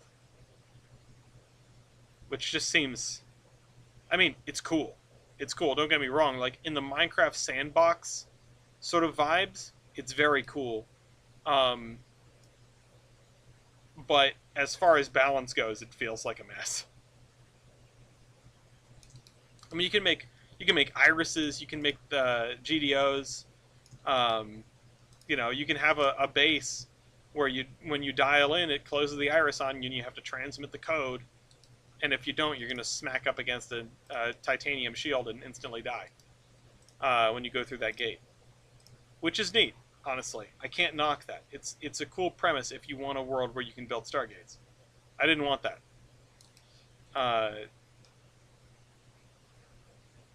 Anywho. Yeah, I messed with a bunch of... I'm surprised there are not... And I couldn't find any. I'm surprised there are not mods like Pam's that add more farm animals. I don't know really necessarily what you would add, but... every creature mod is just like, yeah, here's a couple of like... Here, you can have turkeys and also dragons. And alligators and sharks. And the turkeys are reskinned chickens, and also you can't breed them. That's what it feels like to me when I touched all the creature mods.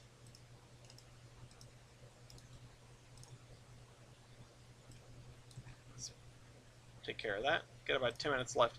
I gotta leave early because I said I would pick up Gloria from work, so we're not gonna go right until 10. Oh, wait. Hi. You're right here.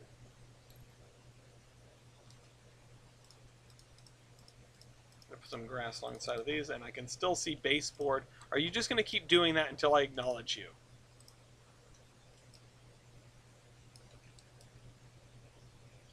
Gloria's touching my butt.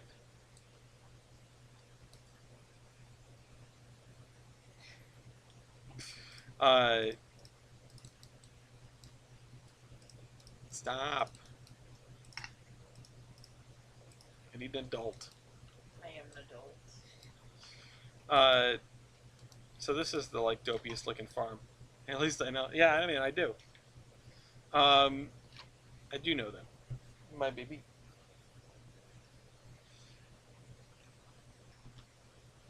Alright, and you know what? This is one corner almost done.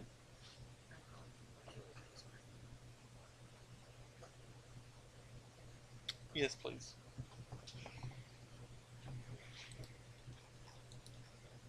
Yeah, it's a bit of a kitchen sink pack.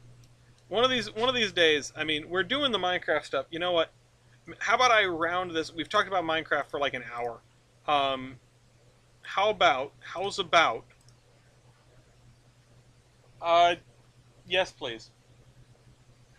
How's about we look at the mod list?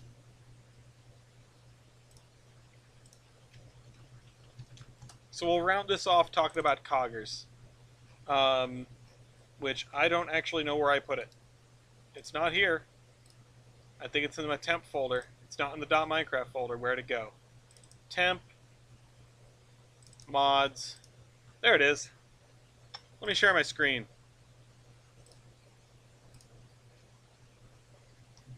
So, ignore some of these. Some of these are kind of a mess. These are things that I was testing. Excuse me. And World Stripper is just so I can rip apart the world and see stuff. This is Coggers 5.1. I know WinRAR is not a free software. I have paid for it before.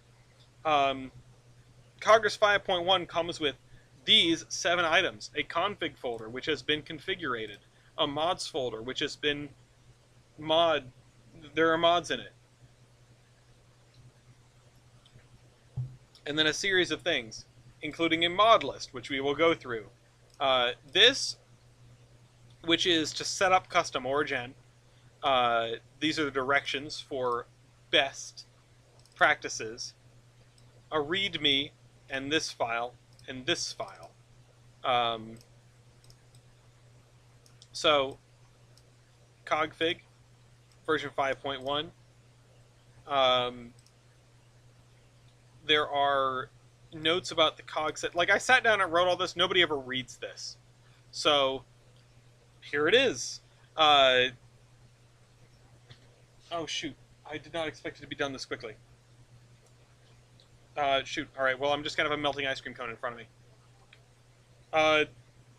No, I think I'll just have this. I'll try to keep it from dripping down my thing. Um, I will just hide my camera because you don't need to see me eating ice cream.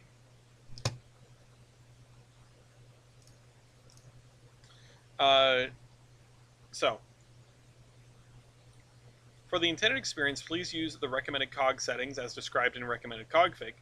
Follow the instructions in using this pack for generating a server world.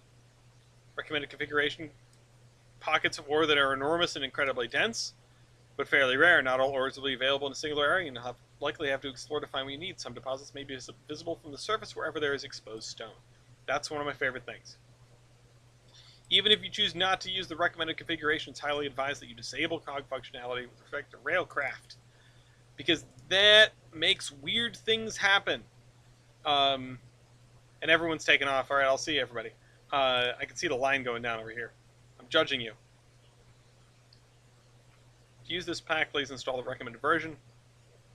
Config file has been modified. The Just Stargates mod has had its functionality gutted. This pack is recommended to be played without coordinates enabled for full immersion.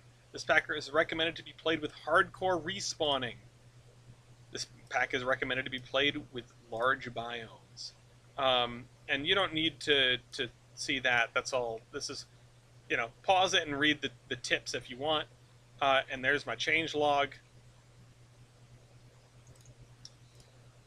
The respawning.txt is just set up 2 command blocks, and what they do is, if your world is hardcore, when you die, you will be set to spectator mode. The command blocks look for people in spectator mode, teleport them 100,000 blocks from the center of the map in a random direction, give or take, and then they put you back into survival. So you basically get to start over again when you die, but you're in the same world. Here are the mods. Antique Atlas. This is one of my favorite mods. Because coordinates are turned off, you need a way to know where you are and where you're going and where your stuff is. So Antique Atlas, I don't like minimap mods. I find them way too cheaty. This is a compromise. You have to build it. You have to make the thing, and you have to have it on you, and if you lose it, your map is gone. I like Antique Atlas a lot. Apotheosis. I was trying to find a mod to change enchanting.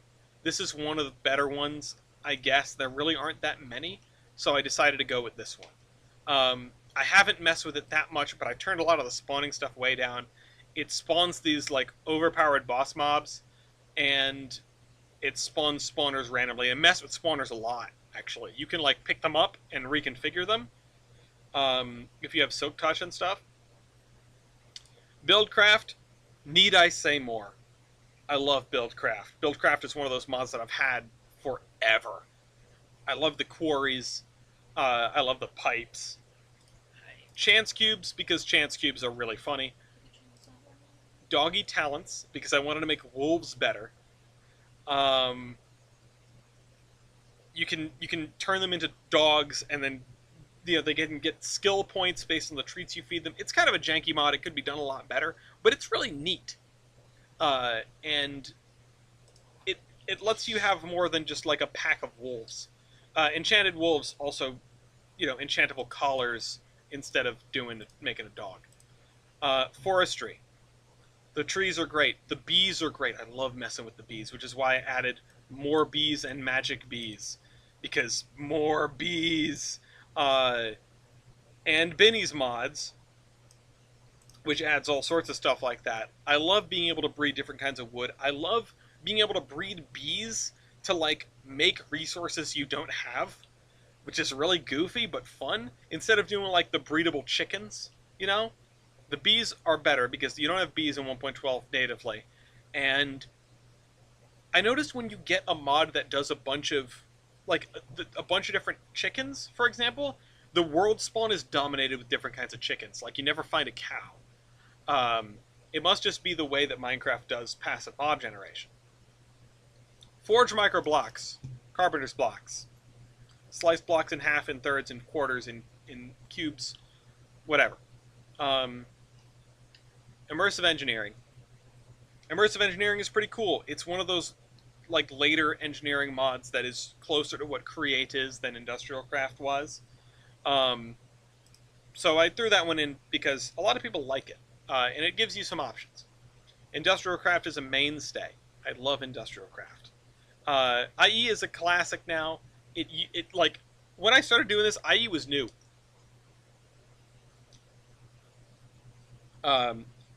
These days, like Industrial Craft is one of the newer mods on this list. Oh, sorry. Immersive Engineering is one of the newest mods on this list. Industrial Craft is one of the oldest mods on this list.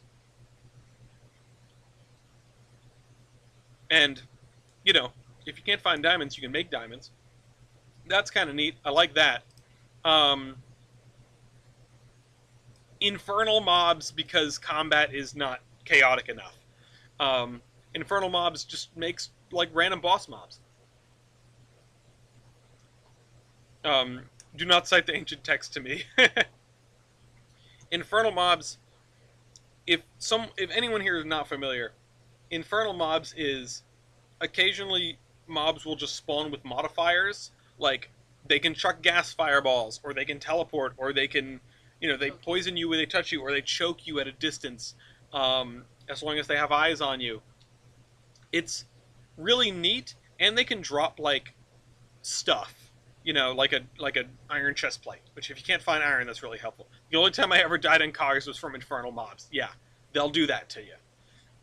Just enough items. What needs to be said about that? Just Stargates? Yeah, they're just the Stargates. I gutted everything else out of the mod. It's just, sometimes you will be walking around, you'll find a gate, you'll be able to pull that address onto a piece of paper, and you'll be able to enter that address on another gate to get back to that first spot. Also, I added roguelike dungeons, we'll get to that.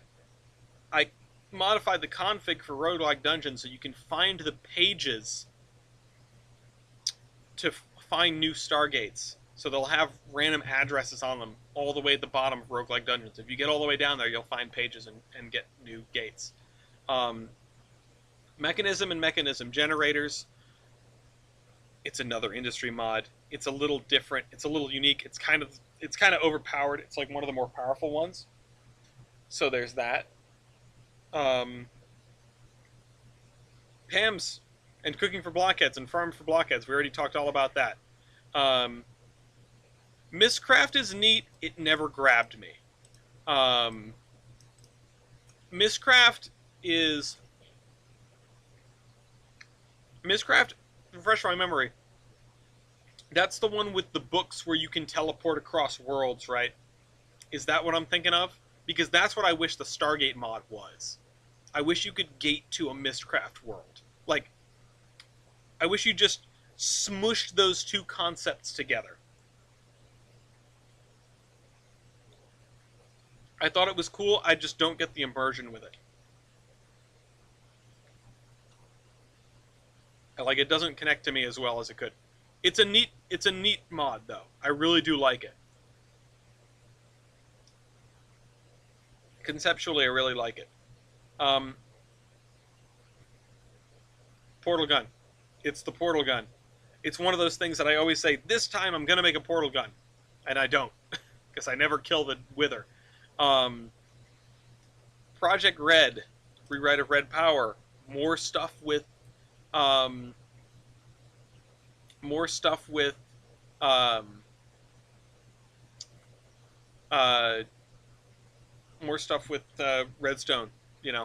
That's great. It goes well with all the other machinery mods. It helps you control stuff more easily. Quality tools. This was from playing too much Terraria. I said, when I get a tool, I want it to be kind of weird. So now when you craft a pickaxe, it can get one of a dozen modifiers. Railcraft is Railcraft. I like the big multi-blocks. I like the changes to... It's vanilla plus minecarts. I like that a lot. Roguelike dungeons, because I wanted a place to go fight a ton of mobs. And also, the config for loot is relatively easy to change for roguelike dungeons, so it lets me add stuff, which is neat. Spartan shields, because if you can't find iron, you still need a shield. Spartan weaponry variety's sake. Thaumcraft and some Thaumcraft add-ons. Because Astral Sorcery just puts buildings everywhere, and I don't like that. It's a really neat mod. I like Thaumcraft a lot. It's another one of those that's been around for a million years. And, like, dabbling in it is always kind of neat. I think if I play modded Minecraft and there aren't a bunch of crystals in the caves, it doesn't feel like modded Minecraft to me. Thermodynamics, expansion, foundation, more automation, better power stuff. Yeah. A little biome mod because I got tired of seeing the same biome, so I added a small one. Tinker's Construct, because it's Tinker's Construct. You get all the cool tools, the cool armor, the cool additions. I never get that deep into Thaumcraft, but it's always there, and that makes me happy. Construct's Armory, doing the like, once we have a kitchen and I stop doing the food, making the tools and the armor is my brain scratcher activity. Young's better caves and better mine shafts. The mine shafts honestly don't work great because of custom origin, but they're a little cooler than regular mine shafts. I might get rid of this. I'm not impressed with Young's better mine shafts. I think it's maybe just because the one we found was disappointing. Yeah, the finds are annoying. And then Young's Better Caves is actually really cool. It's a little bit worse than, modern cave generation, but it's better than old cave generation. It adds more cave, which is really helpful when it comes to custom origin, because you can actually find the ores better.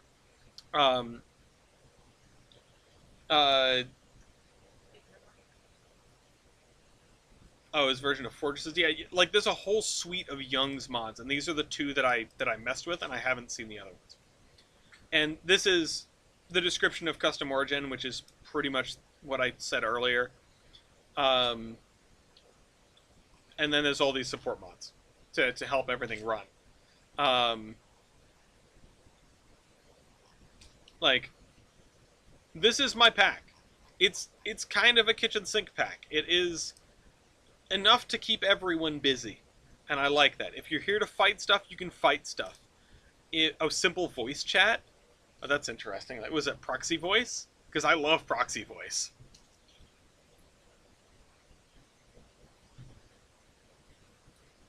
I think proximity voice chat should be in every game.